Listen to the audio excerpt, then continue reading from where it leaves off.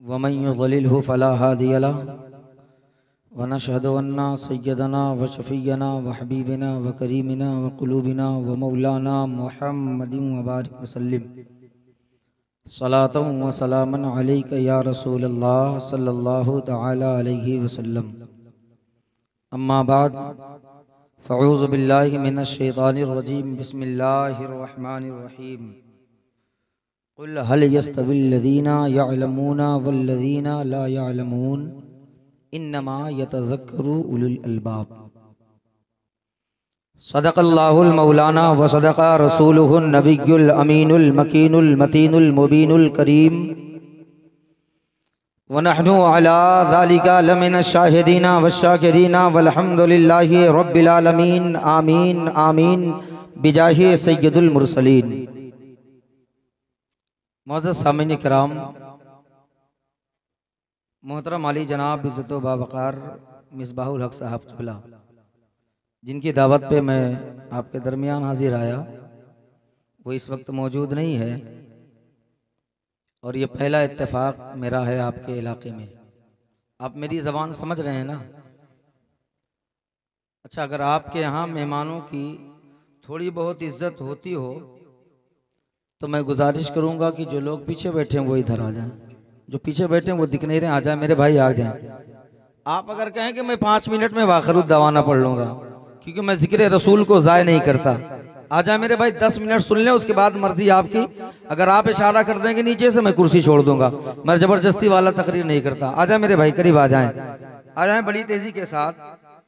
माशाअल्लाह, काफी समझदार हैं आप लोग। सुबह से मैं आपके दयार में हाजिर हुआ हूँ। अल्लाह का बेपाया एहसान अजीम करम और आप लोगों की मोहब्बत, बिलखुसूस यहाँ के नौजवानों ने बड़ी मोहब्बत, बड़ा प्यार हमें दिया। जिसके लायक मैं था नहीं, उससे ज़्यादा उन्होंने, कमेटी वालों ने मुझे प्यार दिया। आजा मेरे भाई, के बीच में जगह शैतान के लिए खाली ना रखें, पुर कर लें, आ जाए। अगर यहाँ गड्ढा हो तो कोई बात नहीं, अगर कुछ नहीं है तो आ जाए मेरे भाई, आ जाए, सट के बैठे। हमें इधर उधर क्यों बैठे हो? क्या ये कब्रिस्तान है? इधर उधर क्यों बैठे हो? क्या ये कब्रिस्तान है? हमें आओ सिमट के बैठे, ये ख्वाजा का हिंदुस्तान है। आओ सिमट के बैठे, ये ख्वाजा का हिंदुस्तान है। 10 मिनट सुनिएगा, उसके बाद आप इशारा करिएगा कि सुनना है या फिर जाना है ना? और वैसे भी अराकीन कमेटी से मेरी एक गुजारिश है, आपने तारीख मेरी कब की ली थी? 27 तारीख, और ये तारीख 5 मिनट के बाद खत्म। 27 तारीख 5 मिनट के बाद खत्म। बस 5 मिनट मेरा बाकी है, उसके बाद अराकीन कमेटी समझेंगे कि डबल नजराना देना पड़ेगा, है ना? क्योंकि 27 की तारीख मेरी ली गई और 27 तारीख निकल चुकी है। 5 मिनट का वक्त है। बड़ी तेजी के साथ मैं अपने वक्त को ज़ाय ना करते हुए बहुत देर से शेर व शायरी और एक अच्छी गुफ्तगू, मेरे तो समझ में आई नहीं भाई, मेरी ज़बान तो, मैं यूपी का हूँ और बैरकैफ आप लोग सुबहान अल्लाह अल्हम्दुलिल्लाह और नजराना देते रहे और चंदा देते रहे, इससे पता चलता है कि उन्होंने अच्छी गुफ्तगू की, आपने अच्छा समात किया। मेरे तो समझ में बात आई नहीं, क्योंकि मैं बंगला जानता नहीं, है ना? तो इसलिए मैं बेहतर कहूँगा, क्योंकि अल्लाह के रसूल का जिक्र जिस जबान में की जाए बेहतर ही होता। अल्लाह के जिक्र का कोई जवाब नहीं है, कोई जवाब नहीं। लाजवाब मेरे मुस्तफ़ा, उनका जिक्र भी लाजवाब है। मैं पढ़ूं कुछ शेर, सुनेंगे? आप घबराएं ना, मैं मुकर्रिर हूं, मैं अपना काम करता हूं, मैं तरन्नुम में नहीं तहत में पढ़ता हूं। अच्छा, एक बात बताएं, कितने लोग सैयद गुलजार मिल्लत को जानते हैं? गुलजार मिल्लत को नहीं जानते? ये आले रसूल महरवी के खानदान के चश्मो चिराग हजरत गुलजार मिल्लत, जो बहुत दक्काक आलिम दीन है और इस वक्त पूरी दुनिया में बड़ी तेजी से उन्हें लोग समात कर रहे हैं। ये उन्हीं का लिखा हुआ कलाम है जो मैं पढ़ रहा हूँ। अगर यहाँ से आपने मिजाज बना लिया तो जब तक कहेंगे इंशाल्लाह तब तक मेरी गुफ्तगू होगी। आप फरमाते हैं, चेहरे अनवर से जब, चेहरे अनवर से जब पर्दा हटाएं मुस्तफ़ा। बात समझ में आई? तो अल्लाह ने जबान काहे को दिया? खाली खाने के लिए? जिस रब ने तुम्हें इतनी ताकत दी, कुव्वत दी, जिस्म दिया, उस रब की पाकी नहीं बयान कर पा रहे हो, फिर होटलों पे बैठ के कहते हो मुसलमान मारा जा रहा है ना? होटलों पे बैठ के कहते हो मुसलमान मारा जा रहा है। जी सर, अभी अगर कोई एक चाय पिला दे तो उसकी तरफ बोलना शुरू कर देते हो। और अल्लाह ने पूरा वजूद बख्शा है और हम उसकी तारीफ नहीं बयान कर पाते, हमें शर्म नहीं आती। मैं अपने बाप का जिक्र करने नहीं आया हूं, जिस रसूल के सदक़े में अल्लाह ने पूरे कायनात का वजूद बख्शा है, उस रसूल हाशमी का जिक्र करने में आया। तो मुझे समात करने के लिए कुछ बोलना पड़ेगा आपको। हाँ, आप बोलेंगे तो मैं आगे बढ़ूंगा। मैं बहुत जिद्दी किस्म का मौलवी, यह बात है कि मैं सिंगल चीज का दिखता हूँ, है ना? मैं दिखता बहुत क्या कहते हैं पतला हूं, लेकिन बोलता पतला नहीं, मोटा बोलता हूं। चेहरे अनवर से जब पर्दा हटाएं मुस्तफा, नहीं बोलिए, चलिए ठीक है, देखते हैं। आप जिद्दी हैं, यहाँ दूसरा मिसरा नहीं पढ़ूंगा, क्योंकि हम लोगों का रोज का काम है सफर करना, रात भर जागना, हर रोज का काम है अल्हम्दुलिल्लाह। हम नहीं थकने वाले हैं, 12 बजे बैठाओ, 1 बजे बैठाओ, कोई मतलब नहीं। चेहरे अनवर से जब पर्दा हटाएं मुस्तफा, चेहरे अनवर से जब पर्दा हटाएं मुस्तफा, गुमशुदा सुई मिली जब मुस्कुराए मुस्तफा, गुमशुदा सुई मिली जब मुस्कुराए मुस्तफा, रोजो शब करता हूं मैं अपने रब से रो रो कर दुआ। अच्छा, जरा हाथ उठा के बताएं कितने लोगों को मरना है? मैं ऐसा हाथ आप लोग नीचे किए, लगता है कि मरना ही नहीं है। मरना है। ये उलमा बैठे हैं, मैं हंसी वाली गुफ्तगू नहीं करता, मैं हंसी की गुफ्तगू का आदी नहीं हूँ। और ये मेरा दावा है, इंशाल्लाह मेरी गुफ्तगू सुनेंगे तो आप भी रोएंगे, और इंशाल्लाह मेरी माएँ बहनें भी रोएंगी, और स्टेज वाले भी रोएंगे। लेकिन आप यहाँ से नहीं, यहाँ से समात करें।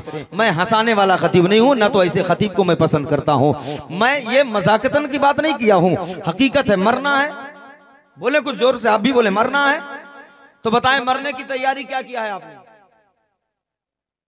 यहाँ एक कमरा बनाते हो, उसको कितना सजाते हो, फिर उसके बाद गर्मी का अलग मामला, ठंडी का अलग मामला होता है। फिर मरने के बाद कब्र में जाओगे, कितनी तैयारी की हो आप? नमाज कितने वक्त की पढ़ते हो? नमाज तब पढ़ते हो जब मरने के करीब आदमी होता है, बूढ़ा हो जाता है, तब पढ़ता है। दाढ़ी कब रखेगा? मौलाना क्या बताएं, बूढ़े हो जाएंगे जब, तब रख लेंगे। मौत का कोई ठिकाना है? कब मरेंगे पता है? फिर अगर खाली चेहरा लेके गए और सुन्नते रसूल ना लेके गए, और कब्र में जब तीसरा सवाल होगा, आका की जलवागरी होगी, और अगर मुस्तफा ने चेहरा फेर लिया, कसम खुदा की कोई माई का लाल तुझे जन्नत नहीं दिला सकता।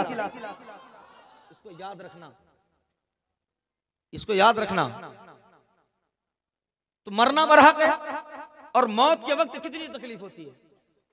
अब आप कहेंगे मौलाना आप इलाहाबाद से आए, पागल तो नहीं है, अभी हम मरे नहीं हैं, तो फिर कैसे पता चलेगा कि मौत के वक्त कितनी तकलीफ, कितना दर्द होता है? और बात हकीकत है, जो कभी बर्फी ना खाया हो उससे पूछो बर्फी की लज्जत कैसी होती है, वो क्या बताएगा। लेकिन ये उलमा बैठे हैं दुआएं दें। मरते वक्त कितनी तकलीफ होती मालूम? आका से सहाबा ने पूछा, या रसूल अल्लाह, जब मलकल मौत रूह निकालता है कितनी तकलीफ होती है, और मलकल मौत कैसे रूह निकालता है? अब गौर से सुनना, सुभान अल्लाह नहीं बोलिएगा, अल्लाह अकबर कहिएगा। अल्लाह के प्यारे रसूल सरवरे कायनात सल्लल्लाहु अलैहि वसल्लम से जैसे पूछा गया, सहाबा ने जैसे कहा, या रसूल अल्लाह, मलकल मौत कैसे रूह निकालता है और कितनी तकलीफ होती है? मुस्तफ़ा की आंखें अश्कबार हो जाती हैं। आका फरमाते हो, मेरे सहाबा, मलकल मौत कैसे रूह निकालता है? कहा हाँ, कहा वो रूह कैसे निकालता है? आका फरमाते हैं, मलकल मौत पांव के नाखून से रूह निकालना शुरू करता है और आंख से खत्म करता है। सहाबा ने पूछा, या रसूल अल्लाह, ऐसा क्यों? तो आका फरमाते हैं, पांव से इसलिए शुरू करता है ताकि इंसान भागने ना पाए, और आंख से खत्म इसलिए करता है ताकि इंसान अपना तमाशा खुद देख सके। अल्लाहु अकबर। जरा सोचे, बर्दाश्त कर लेंगे? और दर्द कितना, तकलीफ कितनी मालूम? आका से सहाबा ने पूछा, तकलीफ कितनी होती है? आका ने फरमाया कि जब मलकल मौत रूह निकालता है तो जोड़ समझते हैं, जोड़ समझते हैं, गांठ है ना? तो आका फरमाते हैं, जब एक जोड़ से रूह खींचता है मलकल मौत, तो तकरीबन 12,000 तलवार के जख्म के बराबर दर्द होता है। अल्लाहु अकबर। बर्दाश्त कर लेंगे? है ताकत, है ताकत, तो फिर तैयारी क्यों नहीं करते? फिर मस्जिदें वीरान क्यों हैं? फिर तुम्हारे सजदे, तुम्हारी पेशानी सजदों से खाली क्यों है? एक जोड़ का यह आलम है कि 12,000 तलवार के जख्म के बराबर पाँव में कांटा चुभता है, आंख से आंसू निकल जाता है। अगर जरा से छुरी से हाथ कट जाए तो आंख से आंसू निकल जाता है। फिर जरा सोचो उस वक्त क्या हाल होगा। अल्लाह अकबर। लेकिन हमें अपने नमाज पे भरोसा नहीं है, हमें अपनी इबादत पे भरोसा नहीं है, हमें अपने तकवे पर भरोसा नहीं है। फिर आप कहेंगे भरोसा किस पे है, नाज किस पर है? तो हमें जो कुछ भी नाज है वो आमिना के लाल पर नाज है। और अगर जिसकी तमन्ना होगी कि जब मलकल मौत सर पे हो और मेरी रूह निकाल रहा हो तो सामने आमिना के लाल का जलवा हो, वही इस्तकबाल करेगा, बाकी खामोश रहिएगा। तो सैयद गुलजार मिल्लत फरमाते हैं, रोजो शब करता हूँ अपने रब से रो रो कर दुआ, रोजो शब करता हूँ अपने रब से रो रो कर दुआ, जब नज़ा का वक्त हो जलवा दिखाएं मुस्तफा, जब नज़ा का वक्त हो जलवा दिखाएं मुस्तफा। और हो के जो बीमार इश्क़े मुस्तफा में मर गया। इस माहौल में मैं नहीं खिताब करूंगा, ये पहले बता दे रहा हूं। मैंने पहले कहा मैं जिक्र रसूल को जाये नहीं करता, इसको याद रख लें आप। इसके रसूल, जिक्र रसूल को यूं नहीं बयान करते हम, जब सुना जाता है तब बोला जाता है। हो कि जो बीमार इश्क़े मुस्तफा में मर गया। बोले यार, मैं आपसे इनाम नहीं मांग रहा हूं, मैं समझ सकता हूं आप बहुत देर से मदरसे के लिए ताउन कर रहे हैं, है ना। और वैसे भी हर कोई मुस्तफ़ा के जिक्र पर या अल्लाह उसके रसूल के घर में नहीं खर्च करता, बस वही खर्च करता है जिसकी दौलत अल्लाह उसका रसूल पसंद किया करता है। हर कोई नहीं खर्च करता, बहुत तेरे पड़े हैं दौलत वाले। हो के जो बीमार इश्क़े मुस्तफ़ा में मर गया, हो के जो बीमार इश्क़े मुस्तफ़ा में मर गया, क्यों न उसकी कब्र में तशरीफ लाए मुस्तफ़ा, क्यों न उसकी कब्र में तशरीफ लाए मुस्तफ़ा। और एक शेर बरेली से निकला, पूरी दुनिया में गूंजा। वो शेर क्या था? ढूंढा ही करे सदरे क़यामत के सिपाही, ढूंढा ही करे सदरे क़यामत के सिपाही, वो किसको मिले जो तेरे दामन में छुपा हो। तो सैयद गुलजार मिल्लत फरमाते हैं, ढूंढ पाएंगे फरिश्ते कैसे मुजरिम को भला, ढूंढ पाएंगे फरिश्ते कैसे मुजरिम को भला, दामने रहमत में जब अपनी छुपाए मुस्तफ़ा, दामने रहमत में जब अपनी छुपाए मुस्तफ़ा। और इसमें बहुत सारे शेर हैं, लेकिन मैं मक्ता पढ़ता हूं। आप फरमाते हैं, अपनी उम्मत से उन्हें गुलजार कितना प्यार है, अपनी उम्मत से उन्हें गुलजार कितना प्यार है, खुल्द भी दें और कौसर भी पिलाएं मुस्तफ़ा, खुल्द भी दें और कौसर भी पिलाएं मुस्तफ़ा। आइए हम और आप अक़ीदत व मोहब्बत के साथ अपने आका व मौला हुजूर ताजदार मदीना सुरूर क़ल्ब सीना जनाब अहमद मुश्तबा मोहम्मद मुस्तफ़ा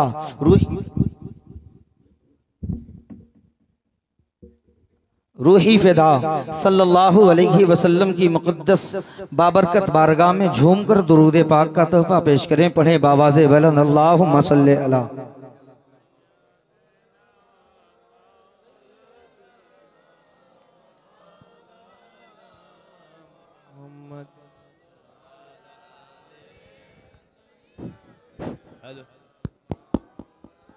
मोहम्मद।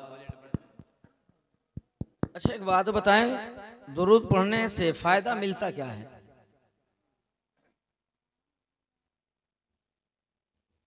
दुरूद पाक, बहुत से लोग कहते हैं कि तुम यहां से दुरूद पढ़ते हो, सलाम पढ़ते हो, मदीने वाले क्या सुनते हैं? क्या दलील है? नहीं मालूम। मदरसे में हम जाएंगे नहीं, ना अपनी औलादों को भेजेंगे, है ना। तो मुहर्रम का महीना आएगा तो सीना ठोक के कहेंगे हम हुसैनी हैं। और अगर पूछ लिया जाए कि हुसैन की कितनी बहनें थी तो पूरे मजमा में कोई बता लेगा? अफसोस है। सद अफसोस, मातम करें आप कि दूसरी कौम तुम्हारे इस्लाम की इतिहास पढ़ रही है और एक आप हैं। कि आपको यहां तक नहीं मालूम कि मेरे मुस्तफ़ा के नवासे और नवासी कितने थे? जो हजरत फातिमा की औलाद, मैं और मौला अली की बीवी के बच्चों का जिक्र नहीं कर रहा हूँ, सिर्फ फातिमा तो जहरा की बात कर रहा हूँ। नहीं मालूम, बैर के मुझे उस तरफ नहीं जाना है। मैं बताना ये चाहता हूँ, ये उलमा बैठे हैं, दुरूद हम पढ़ते हैं, लेकिन कुछ लोग ऐसे हैं सरफिरे, वो कहते हैं सलाम पढ़ते हो, दुरूद पढ़ते हो, क्या मदीने तक पहुँचता है तुम्हारा दुरूद? मदीने तक सलाम पहुँचता है? तो आओ मैं बताऊं कि हाँ पहुंचता है। कैसे पहुंचता है? वो रब्बे काबा खुद फरमाता है, अन नबिय्यु औला बिल मुमिनीना मिन अनफुसिहिम। नबी अपनी उम्मतियों के जान से ज्यादा करीब रहा करते हैं। हमें जब नबी अपनी उम्मतियों के जान से ज्यादा करीब हैं, तो पढ़ने वाला चाहे बंगाल से पढ़े, चाहे बिहार से पढ़े, चाहे हिंदुस्तान से पढ़े, चाहे पाकिस्तान से पढ़े, कुरान मुकद्दस के हुक्म के एतबार से पढ़ने वाला चाहे जिस खित्ते से पढ़े, आका उसके दुरूद को समाअत कर लिया करते हैं। नारे तकबीर, नारे रिसालत, सीरत मुस्तफा, सीरत मुस्तफा, मुजाहिद मिल्लत, मुजाहिद मिल्लत, इसके मोहब्बत, इसके मोहब्बत, इसके मोहब्बत, इसके मोहब्बत। आला हजरत, आला हजरत। तो दुरूद, और मेरी माएँ बहनें भी बैठी हैं। मैं एक वाकया बता दूं, सुनेंगे? जोर से बोले, इसे लग रहा है कि बहुत दिनों से आप जागे हैं, है ना? एक किताब है, किताब का नाम दलाइलुल खैरात शरीफ है, जिसके मुसन्निफ, राइटर, लेखक मोहम्मद बिन सुलेमान जजूली रहमतुल्लाह ताला अलैहि हैं। बहुत गौर से समाअत करिएगा, दुरूद पढ़ने का फायदा क्या है, और जब कोई इंसान दुरूद पाक को अपना वजीफा बना लेता है तो फिर उसको अल्लाह कितना पावर, कितना इख्तियार अता करता है। मोहम्मद बिन सुलेमान जजूली फरमाते हैं कि इन्होंने ये किताब लिखी है दलाइलुल खैरात शरीफ। इस किताब के बारे में सूफिया फरमाते हैं कि अगर इंसान बिला नागा इसको रोज पढ़े तो मरने से पहले विलायत की खुशबू महसूस करेगा। अब इस किताब में लिखा क्या है? नमाज के बारे में नहीं लिखा है, माँ बाप के बारे में नहीं लिखा है, और किसी के बारे में नहीं। इस दलाइलुल खैरात शरीफ में या तो दुरूद पाक लिखा है या तो दुरूद पाक के फजाइल लिखे हैं इसके बारे में। और मोहम्मद बिन सुलेमान जजूली रहमतुल्लाह ताला अलैहि ने ये किताब लिखी, और इसके बदले में अल्लाह ने वो इनाम अता किया है कि आज भी उनकी कब्र से कस्तूरी की खुशबू आया करती, आज भी। तो आप फरमाते हैं कि एक दिन मैं सफर पे था, नमाज का वक्त हुआ, तो मुसलमानों का इलाका था, मैं सोचा जाऊं और नमाज पढ़ लूं। आज का मामला है कि हर जगह पानी मुहैया है, हर जगह समरसेबुल है, नल है, लेकिन पहले के ज़माना कुछ और था, कुएं से डोल से पानी निकाला करते थे, फिर वजू करते थे। तो आप फरमाते हैं मैं मस्जिद में जब गया तो पानी का कोई इंतज़ाम नहीं था। मस्जिद के सामने एक कुआं, बड़ी तेज़ी के साथ मैं बयान कर रहा हूँ, सुने। मस्जिद के सामने एक कुआं था, मैं कुएं पे गया तो कुएं में पानी तो था लेकिन बहुत नीचे था, और वहाँ न तो रस्सी है न तो डोल है, निकालूँ तो पानी कैसे निकालूँ। कभी मस्जिद में जाता हूँ, कभी दौड़ करके कुएं पर आता हूँ, क्योंकि नमाज का वक्त जा रहा है। एक 8 साल की बच्ची है जो अपने दरवाजे पर खड़ी है। वो इस्लाम की बेटियों जरा गौर से सुनना, वो 8 साल की बच्ची अपनी दहलीज पर खड़ी है, वो देखती है कि कोई है जो परेशान है। अल्लाहु अकबर। इधर अल्लामा मोहम्मद बिन सुलेमान जजूली हैं, आप कभी मस्जिद में कभी कुएं पर, इसलिए कि नमाज के लिए वजू का होना जरूरी है और पानी सामने मौजूद है। अब निकालें तो कैसे निकालें, परेशान है। ये और बात है कि आज मस्जिद में अजान होती है तो हम मस्जिद के दरवाजे से गुजर जाते हैं, जर्रा बराबर एहसास नहीं होता है। लेकिन आओ जरा सुनो, जिस वलियों के आस्थाने से तुम अपने आप को मुंसलिक किए हो, अपने आप को जोड़ करके रखे हो, कभी उनके कौल को तुमने पढ़ा है? नहीं पढ़ा है। तो आज मेरा पैगाम लेकर के जाओ। बुजुर्गाने दीन का कौल है, बुजुर्गाने दीन फरमाते हैं कि अगर मेरी औलाद मर जाए तो मुझे इतनी तकलीफ नहीं होती है जितनी तकलीफ एक वक्त की नमाज छूट जाने पर हुआ करती है। नारे तकबीर, नारे रिसालत, नारे हैदरी, गौस पाक का दामन, गौस पाक का दामन, अहमद रजा का दामन, आला हजरत का दामन, इश्क मोहब्बत, इश्क मोहब्बत, इश्क मोहब्बत, इश्क मोहब्बत। आज ठंड लग जाए तो हम नमाज छोड़ देते हैं, लेकिन जिन बुजुर्गाने दीन के दामन को आपने हाथ में लिया है, आखिर मस्जिद बगल में क्यों बनी है, कभी आपने इसके गौर किया? क्योंकि वो बताना चाह रहे हैं पहले खुदा का घर फिर वली का घर, पहले खुदा का घर फिर वली का दर। लेकिन आज हमारा हाल क्या है? नमाज क्या है? दीन का सुतून, दीन का खंबा है नमाज। और कयामत में नमाज के बारे में पूछा जाएगा, कयामत में नमाज के बारे में सवाल होगा।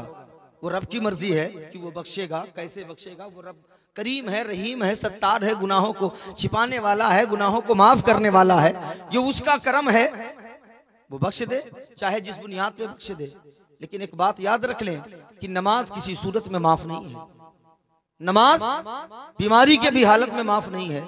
फिर तो हम तो तंदुरुस्त हैं, अल्लाह ने हमें सेहत दिया है। अच्छा एक बात बताएं, हम क्या समझ करके नमाज नहीं पढ़ते?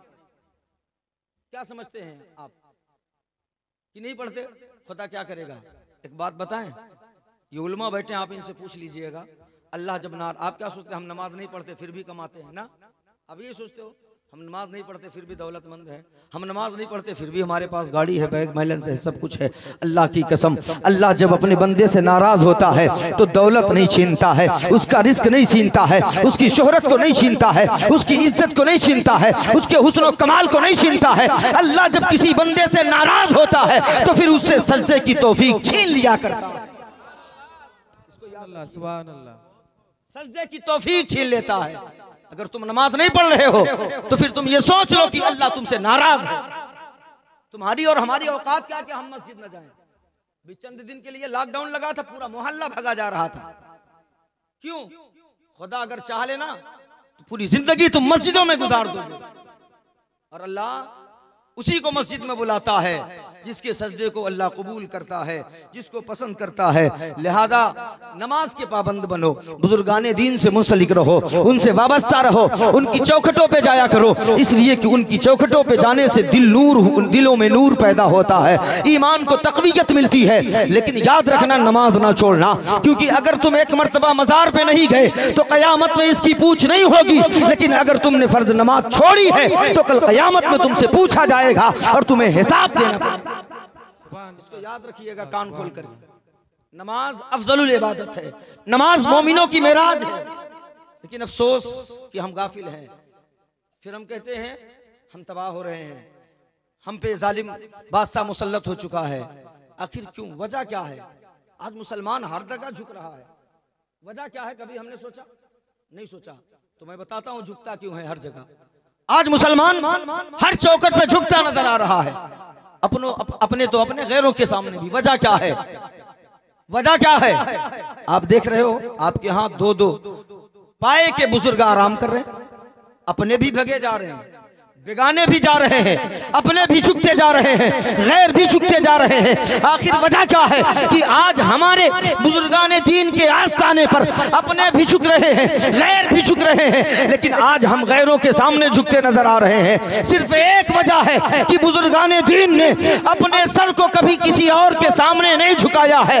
जब भी अपने सर को झुकाया है, अपने परवरदिगार के सामने झुकाया है, और अल्लाह ने वो इनाम अता किया। ओ मेरे बंदे, तू हमेशा अपने सर को मेरी बारगाह में झुकाता रहा।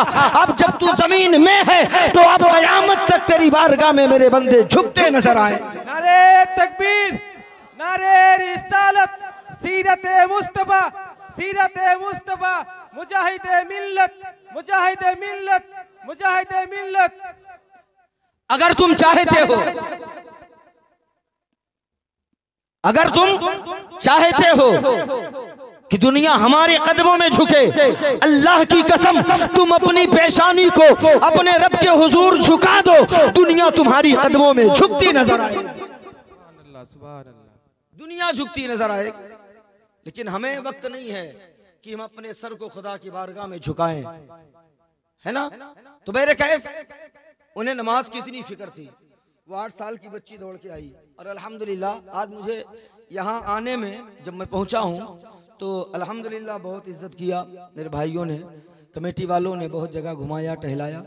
लेकिन जो मुझे सबसे बड़ी खुशी हासिल हुई, मैं ये नहीं जानता कि उन बच्चों को तालीम देने वाला शख्स आदमी है या औरत है, लेकिन जिसने भी तालीम दिया है, बच्चे जब कुरान पढ़ रहे थे, मैं सोया नहीं, उन बच्चों का कुरान पढ़ रहा था, उनका तलफ़ुज़ और उनका मखरज में देख रहा था। अल्हम्दुलिल्लाह कुरान तो हर जगह पढ़ाए जाते हैं, लेकिन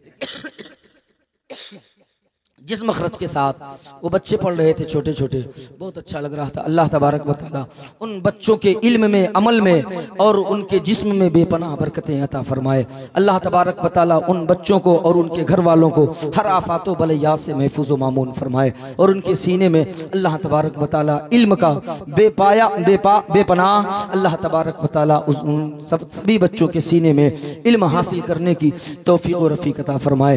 मालिक व मौला की बारगाह में दुआ है कि रब्बे काबा जिन उस्ताद ने या उस्तादनी ने, मैं नहीं जानता, उन्हें तालीम दिया है, रब्बे काबा अपने प्यारे महबूब के नालैन के सदक़े में उनके भी सेहत में, तंदुरुस्ती में और रिज़्क़ में बेपनाह बरकतें अता फरमाए और ता देर तक उनका साया उन बच्चों पर कायम व दायम फरमाए। तो ये बच्चों की तरबियत है, इसी पे मुझे गुफ्तगू करनी है। इल्म क्या है? अगर मैं चाहूँ तो बहुत मौजू निकाल सकता हूँ, जो आयत पढ़ा हूँ, कुल हल यस्तविल लज़ीना यअलमून वल्लज़ीना ला यअलमून। ऐ महबूब आप फरमा दीजिए कि जो पढ़े लिखे हैं और जो नहीं पढ़े लिखे, क्या वो बराबर हैं? और नसीहत की बात है, इन्नमा युरीदुल्लाहु लियुज़हिबा, और वो अदब की बात वो सीखते हैं जो नसीबे वाले होते हैं। बैरे कैफ तो इल्म वाले और गैर इल्म वाले, जिनके पास इल्म है और जिनके पास इल्म नहीं है, आका फरमाते हैं, आका से रब ने कहा महबूब आप फरमा दो, क्या वो बराबर है जिसके पास इल्म है और जिसके पास इल्म नहीं? बस इसी टॉपिक पर मैं थोड़ी देर बोलूंगा, फिर उसके बाद मर्जी आपकी है। तो वो 8 साल की बच्ची है, तरबियत अगर अच्छी हो तो फिर घर भी अच्छा होता है, बच्चे अच्छे होते हैं, और अगर तरबियत अच्छी ना हो, उन्हें दीनी तालीम ना मिले, तो फिर वही बच्ची बड़ी होने के बाद बहुत कुछ बनती है। कभी शौहर बनेगी, फिर उसके बाद माँ बनेगी, फिर उसके बाद उसका रोल क्या होगा अल्लाह खैर करे। लेकिन जब वही बेटी शुरू से जब इल्म दीन को सीखेगी तो मुझे पता चलेगा कि हजरत फातिमा ज़हरा बिनते रसूलुल्लाह सल्लल्लाहु अलैहि वसल्लम ने अपना बचपना कैसे गुजारा है, हजरत फातिमा ने अपनी जवानी कैसे गुजारा है। हजरत फातिमा ज़हरा रज़ियल्लाहु ताला अन्हा ने जब माँ बनी है तो माँ बनने के बाद अपने बच्चों को तरबियत कैसी दी है। इन बच्चियों को तब पता चलेगा जब हम अपने बच्चियों को इल्म दीन से आरास्ता करेंगे। जब हमारी बच्चियां इल्म दीन सीखने मदरसे में कदम रखेंगी, तब उन्हें पता चलेगा कि शौहर का मकाम। चाह रहे हो भाई साहब? दुरूद पाक पढ़ लें। अल्लाहुम्मा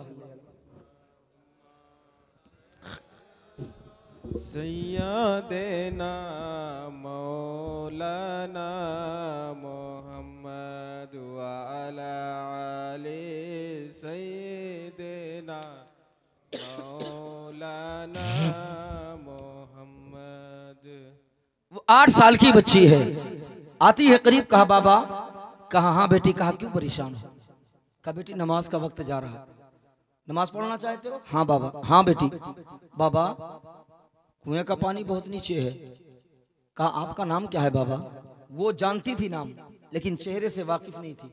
उनका शोहरा था, वो आलिम थे, वली थे, चर्चा था, लेकिन चेहरे से वाकिफ नहीं थी बच्ची ने कहा बाबा नाम क्या है? कहा बेटी मुझे जमाना मोहम्मद बिन सुलेमान जजूली कहता है। इतना कहना था, बच्ची घबरा गई। कहा आप हैं? कहा हाँ। कहा आप तो वक्त के अल्लामा हैं? कहा हाँ। कहा आप अल्लाह के वली हैं, नेक बंदे हैं? कहा बेटी कहना क्या चाहती हो? कहा बाबा आप इतने पावर वाले होते हुए आप पानी के लिए मोहताज हैं? जरा अकीदा देखें, अल्लाहू अकबर। 8 साल की बच्ची है, अकीदा देखें। कहा आप पानी के लिए मोहताज? इशारा कर दो, ये कुएं का पानी ऊपर आ जाएगा। अब इख्तियार अल्लाह के वलियों के पास इख्तियार है, और कभी कभी पावर होते हुए भी इस्तेमाल नहीं किया जाता। वरना आप पूछे उल्मा से, क्या मैदान करबला में इमाम हुसैन माज़ल्ला मोहताज थे मोहताज? नहीं थे। हमें हुसैन रूठ जाए तो जन्नत से खिलौने आए, जन्नत से खाना आए, जन्नत से कपड़ा आए। अगर चाहते तो ठोकर मार देते तो पानी का चश्मा हो गया। लेकिन इख्तियार होने के बावजूद सब्र के पैकर बन करके डटे रहे। बेटा जब चलने के काबिल होता है ना तो वो चलता है, गिरता है। बाप सामने होता है, इख्तियार है कि उसे उठा सकता है, लेकिन नहीं उठाता, क्योंकि बाप को मालूम है जब गिरेगा उठेगा, गिरेगा उठेगा, फिर इसे चलना है। कभी कभी इख्तियार होने के बावजूद काम नहीं किया जाता। तो अब यहां भी इख्तियार है, मोहताज नहीं समझिएगा मोहम्मद बिन सुलेमान जजूली को। आपने कहा बेटी ये तुम्हारा अकीदा है? कहा हाँ। कहा बेटी मैं इसको ऊपर नहीं बुला सकता। कहा नहीं बुला सकते? कहा नहीं बुला सकता।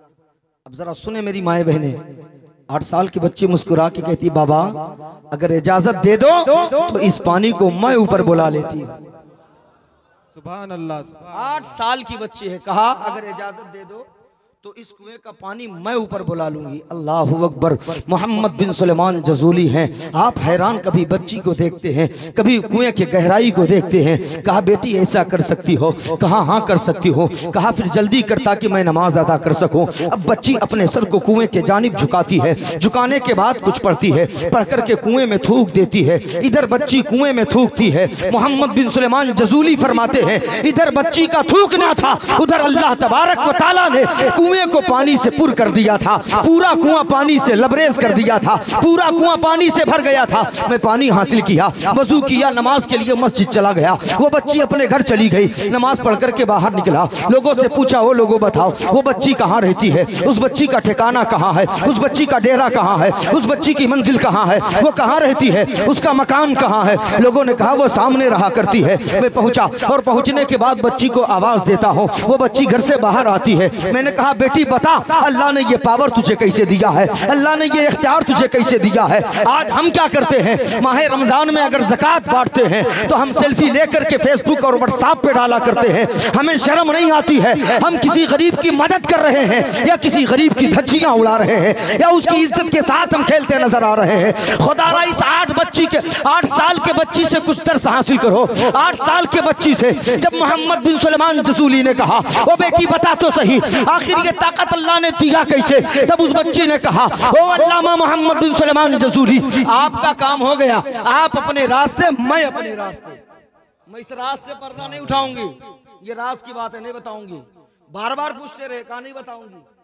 जब वो समझ गए नहीं बताएगी तो आपने फरमाया ओ बेटी तुझे मदीने वाले का वास्ता देता हूं।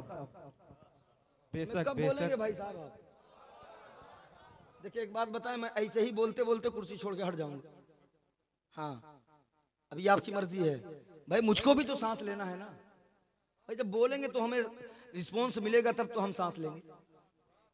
अब बोलेंगे नहीं तो हम, मशीन तो कोई है नहीं कि आपने चिप लगा दिया तो हम शुरू पड़ गए। भाई मेरे अंदर भी फेफड़ा कलेजी है, उसको भी तो रेस्ट चाहिए थोड़ी सी। जब क्या कहते हैं रेस्ट मिल जाता है ना तो फिर सुकून मिल जाता है, फिर वही पिकअप बनता है। तो 8 साल की बच्ची कहती है आपका काम हो गया, आप अपने रास्ते मैं अपने रास्ते। ये राज की बात है, पर्दा इससे नहीं उठाऊंगी।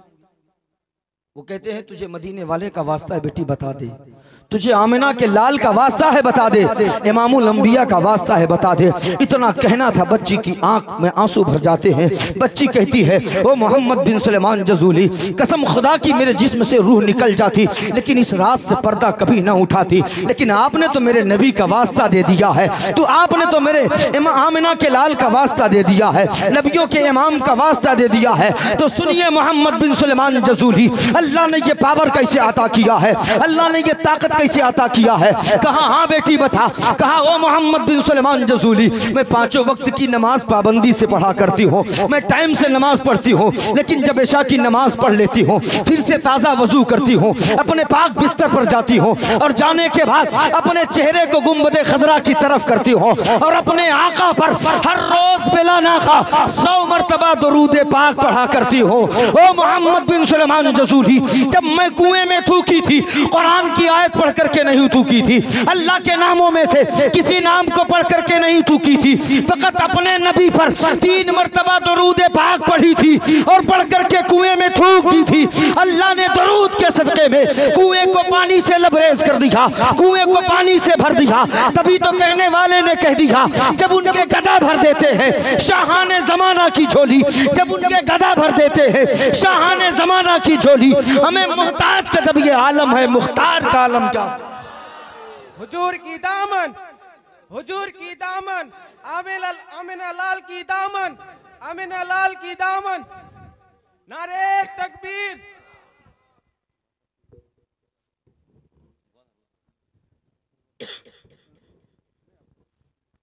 क्या हुक्म है आपका? सलाम पढ़ा जाए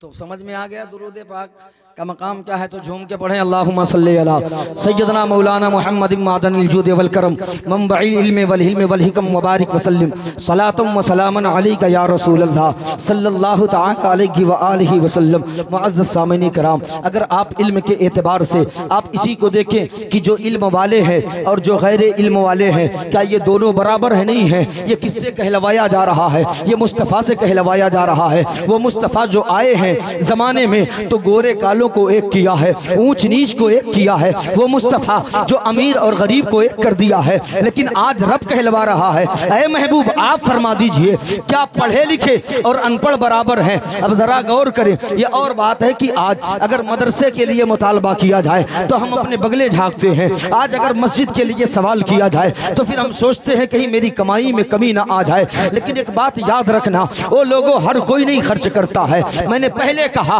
अल्लाह उसका रसूल जिसकी दौलत पसंद करता है वही उसकी राह में लुटाया करते हैं, हर कोई नहीं खर्च करते हैं। वो लोगों इल्म का मकाम बहुत ऊंचा है। अगर आपको अंदाजा करना है तो आप फैसला यहीं से कर लें। मैं रहने वाला यूपी का हूं और आपने मुझे दावत दी है और एक अच्छी रकम दे करके आप रुखसत करेंगे। आप मेरी कदर नहीं कर रहे हैं बल्कि आप इल्म की कदर कर रहे हैं। आपकी बच्ची अगर आलिमा हो गई तो और एक बच्ची जाहिल है, अब दोनों बच्चियों को आप जरा देखें उसके रहने का अंदाज क्या है और जो अनपढ़ बच्ची है उसके रहने का अंदाज क्या है। वो लोगों आज हम क्या करते हैं, हम इंग्लिश को फोकियत देते हैं। हम ये समझते हैं कि मेरा बच्चा इंग्लिश पढ़ लेगा तो कामयाबी मिल जाएगी, मेरा बच्चा डॉक्टर बन जाएगा तो कामयाबी मिल जाएगी, मेरा बच्चा इंजीनियर बन जाएगा तो कामयाबी मिल जाएगी। मैं नहीं कहता कि डॉक्टर ना बनाओ, मैं नहीं कहता कि इंजीनियर ना बनाओ, मैं नहीं कहता कि तुम अपने बेटों को वकील ना बनाओ, अच्छे से अच्छा वकील बनाओ, अच्छे से अच्छा अपने बेटे को सर्जन बनाओ, अच्छे से अच्छा अपने बच्चे को इंजीनियर बनाओ। लेकिन उससे पहले कि अपने बच्चे को इतनी तालीम दे दो ताकि तुम्हारा बेटा हलाल को हलाल समझ सके और हराम को हराम समझ सके। सुभान अल्लाह, सुभान अल्लाह। पहले इतनी तालीम दे दो अपने बच्चे को। और बेटियों को ज्यादा जरूरी नहीं कि इंग्लिश पढ़ाया जाए बेटियों के बारे में। या तो फिर अगर आपका मकसद ये है कि उसे नौकरी कराना, गैर महरम मर्द के साथ घुमाना टहलवाना है तो फिर एमए भी ये कराओ। औरतें क्या है, ये घर में रहने की चीज है ना। शादी के बाद आप बहू लेके आते हैं या बीवी लेके आते हैं तो फिर उसको घुमाने टहलाने नहीं भेजते ना। जहां तक होता है आप पर्दा में रखते हो।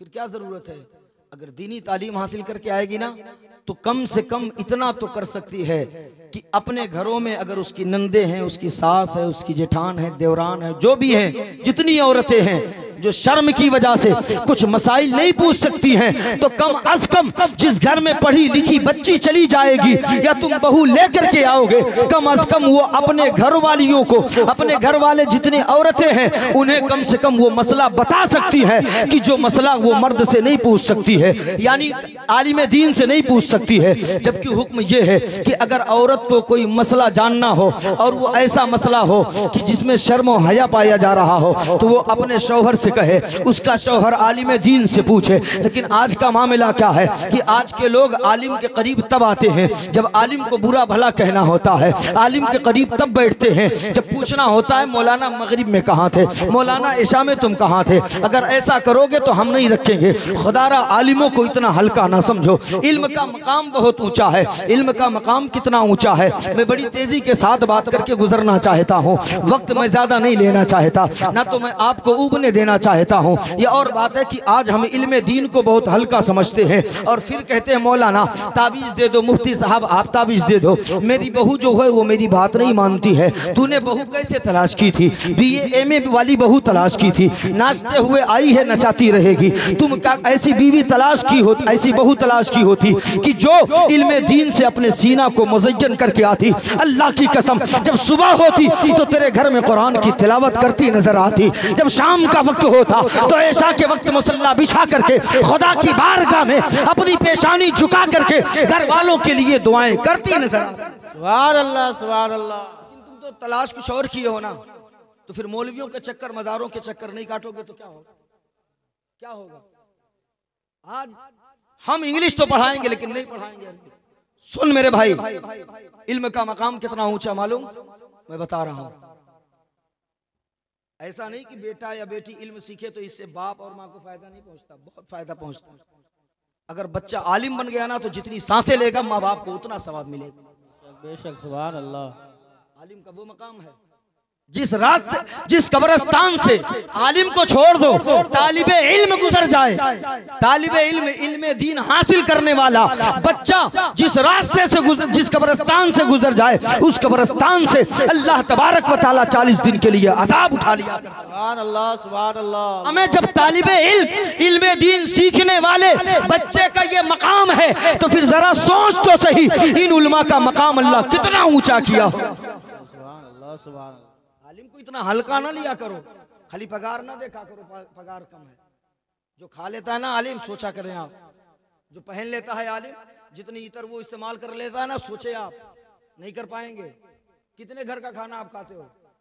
पूरे मोहल्ले का खाना इमाम खाता है, आपको मुयस्सर नहीं होता। होता है? न जाने कितनी जगह की दावतें, साल भर में कितने कपड़े सिलाते हैं आप? 2 जोड़ा 4 जोड़ा। इमाम साहब से पूछे कितना जोड़ा मिलता है? तो इमाम से अच्छा कोई नहीं खाता और इमाम से अच्छा कोई पहनता भी नहीं।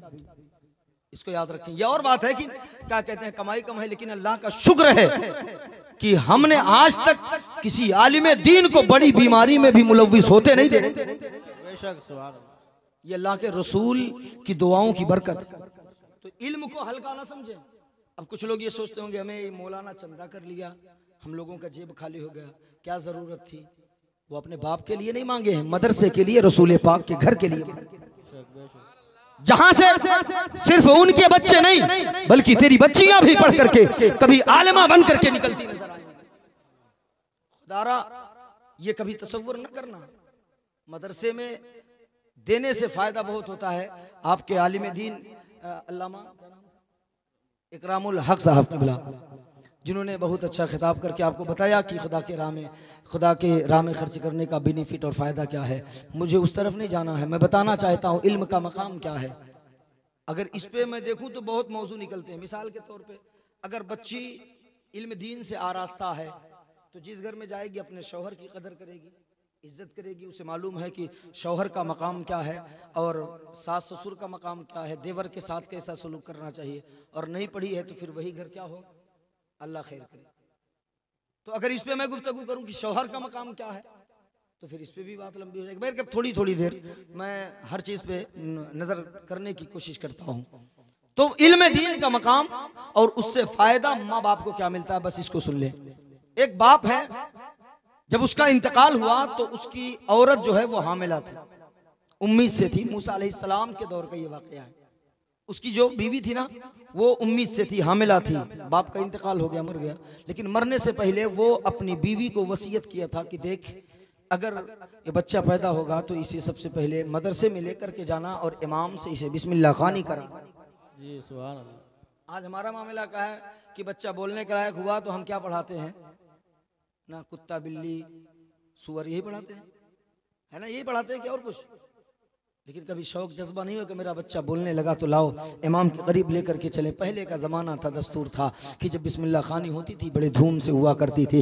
लेकिन आज तो इसको हम इज्जत ही नहीं दिया करते हैं। आज इल्म दीन को हमने बहुत हल्का समझा है। लेकिन एक बात याद रखना, मरने के बाद कोई डॉक्टर इंजीनियर तेरा जनाजा नहीं पढ़ाता है, तेरे लिए दुआए मग़फ़िरत कोई और डॉक्टर इंजीनियर कलेक्टर नहीं करता है, बल्कि वही गाँव का इमाम करता है जिसे तूने हमेशा हल्का जाना था, वही आगे बढ़ करके तेरे लिए दुआए मग़फ़िरत करता नजर आता। सुभान अल्लाह। नारे तकबीर, नारे रिसालत, नारे रिसालत, सीरते मुस्तफा, नारे तकबीर। वो औरत उम्मीद से है, बाप ने वसीयत किया मेरी बीवी सुन, बच्चा पैदा हो गया सबसे पहले जब बोलने लगेगा मदरसे में लेके जाना। बाप माँ को फायदा क्या होता है। अब ये जब बच्चा पैदा हुआ, बड़ा हुआ, बोलने लगा तो माँ ने उंगली थामी, कायदा लिया, लेके मदरसा पहुंची। कहा मौलाना मेरा बच्चा बोलने लगा, कहा इसे बिस्मिल्लाह करा दो। तो मौलाना ने कहा ठीक है बैठा दो। मौलाना ने उसे बिस्मिल्लाह खानी शुरू कराई। उसके बाद इधर मूसा अलैहिस्सलाम है, कूहे तूर पे जा रहे हैं, उसी कब्रिस्तान से गुजरते हैं जहां रोज देखते थे कि उस कब्र पर अल्लाह का अजाब नाजिल होता था। जब आप फिर उस दिन गुजरे ना तो अचानक क्या देखते हैं कि उसी कब्र पर जिस पर आज तक अजाब हो रहा था, आज अल्लाह की रहमतों की बरसात हो रही है। सुभान अल्लाह, सुभान। गए कूहे तूर पे मौला, आज तक उस कब्र पे अजाब हो रहा था, लेकिन अचानक आज उस पे रहमतों अनवार की बारिश कैसे हो रही है। रब्बे काबा ने फरमाया, ओ मेरे कलीम, बात यह है कि जब ये मरा था ना तो इसकी बीवी हामिला थी, अपनी औलाद को अपनी बीवी के पेट में छोड़ करके आया था। आज इसकी बीवी इसके बच्चे को ले जा करके मदरसे में डाली है और मौलाना ने उसे बिस्मिल्लाह पढ़ाया है। जब इसके छोटे से बेटे ने अपनी तूतली ज़बान से कहा बिस्मिल्लाहिर्रहमानिर्रहीम, तो फिर मेरी रहमत ने गवारा ना किया कि इसका बेटा जमीन पर रह करके मुझे रहमानो रहीम कहे और मैं इसके बाप को जमीन में अजाब में मुलव्विस करूं, अजाब में मुब्तला करूं। इसलिए इसके बेटे ने जमीन पर बिस्मिल्लाहिर्रहमानिर्रहीम पढ़ा है, मुझे रहमानो रहीम कहा है। उसके कहने के बदले में मैंने इसकी बाप की मगफिरत फरमा दी है। सुभान अल्लाह, सुभान अल्लाह, अल्लाह। अच्छा, और कोई जाना चाहता है? और कोई जाना चाहता चला जा सकता है। मुझे गुरेज नहीं है, लेकिन तकरीर के दरमियान नहीं उठेगा वरना मैं डांट के बैठा दूंगा। जिसको भी जाना मैं इजाजत देता हूं वो जा सकता है, क्योंकि 10 लोग रहेंगे तब भी उसी रंग में बोलूंगा, आप घबराएं ना। और 10,000 का मजमा होता है उसी रंग में बोलता हूं। मैं मजमा देख करके नहीं खिताब करता, कोई सुने ना सुने, जिसका जिक्र कर रहा हूं वो सुन रहा है। सुभान अल्लाह, सुभान। मुझे इसकी जरा बराबर मैं इस चीज का एहसास कम तरीके से नहीं होता। तो इल्म दीन बहुत जरूरी है। इल्म दीन से इंसान की इज्जत और वकार में इजाफा होता है। इल्म वो है कि इल्म से इंसान इंसान है, इल्म जो न सीखे वो हैवान है।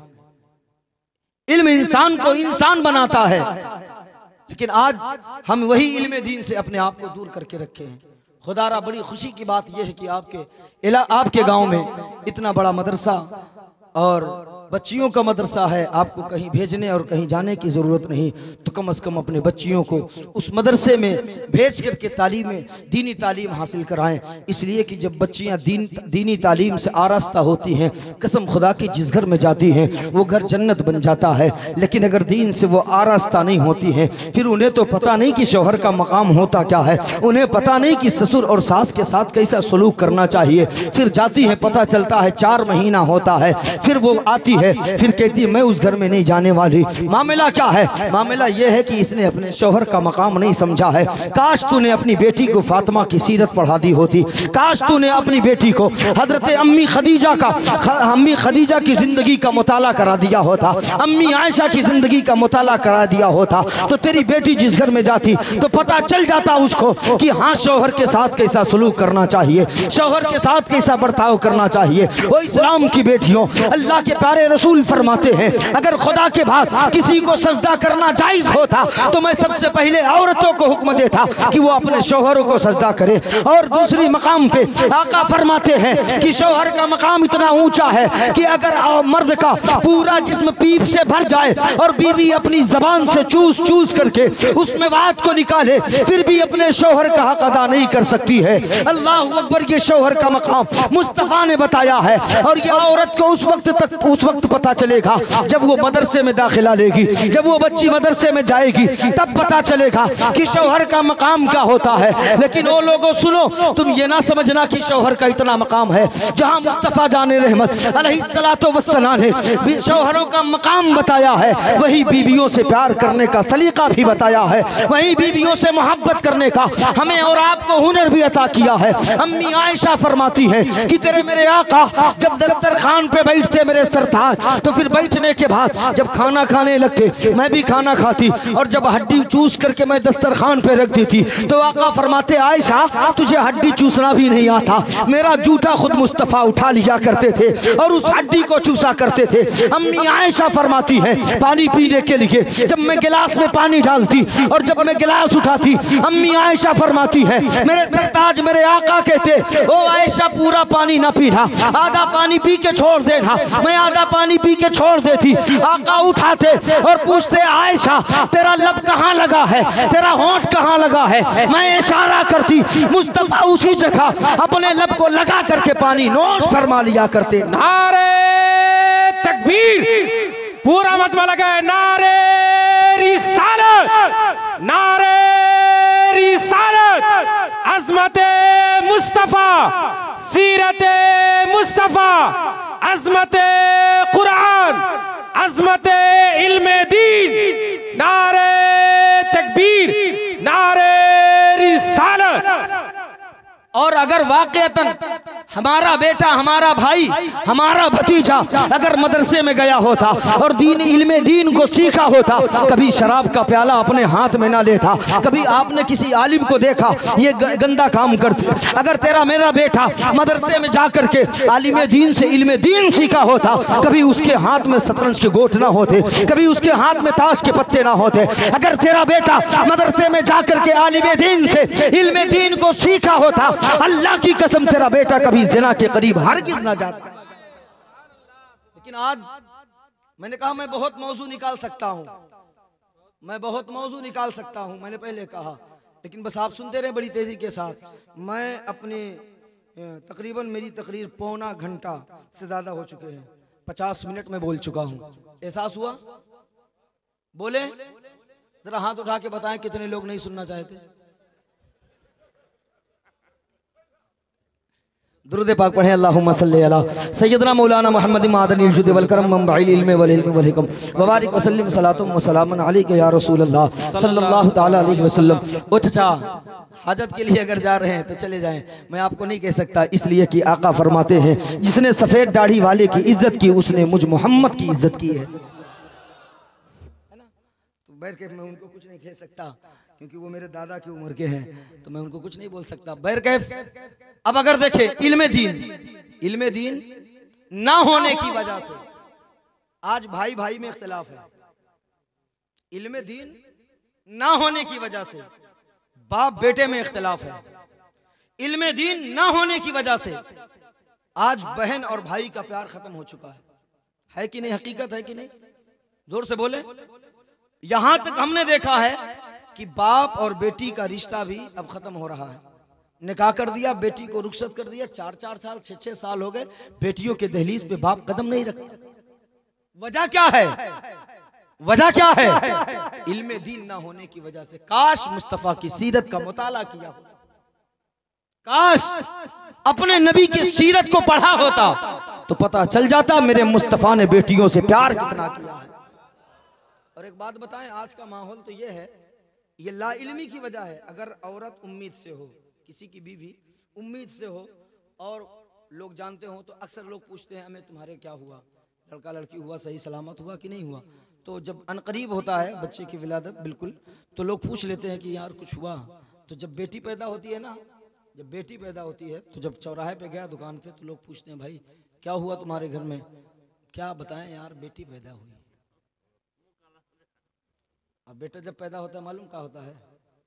बेटा पैदा हुआ ना तो चौराहे पहुंचेगा तो आप पूछेंगे नहीं, उससे पहले बोलेगा ए सुने क्या हुआ? बेटा पैदा हुआ। आप पूछे नहीं है, उससे पहले बोलेगा। वजह क्या है? उसे इल्मे दीन नहीं है। अगर वो दीन के करीब होता तो उसे पता चलता कि बेटी का मकाम क्या है और बेटे का दर्जा क्या है। बेटे जो है ना, बड़ी जिम्मेदारी के साथ बोल रहा हूँ, बहुत सारे कैमरे लगे हैं। बेटे जो होते हैं ना वो दुआओं से मिल भी जाते हैं, लेकिन आका फरमाते हैं बेटियां हर किसी को नहीं मिला करती है, बेटियां दुआओं से नहीं मिला करती है, बेटियां अल्लाह मुकद्दर वालों को अता किया करता है। हर किसी को बेटी नहीं देता, मुकद्दर वालों को देता है ना। तो फिर अगर यही वजह यही है कि हमारे बच्चों ना हम पढ़े ना तो हम अपने बच्चों को पढ़ाते हैं इल्मे दीन। इंग्लिश पढ़ लो और कितना पढ़ाते हैं, बहुत खुश होते हैं। Inter high school time fees खत्म मामला। फिर कहते हैं चौराहे पे बैठ के मैं क्या बताएं यार, हमारे बच्चों को नौकरी नहीं मिली। किस बलबूते पे कहते हो नौकरी नहीं मिली?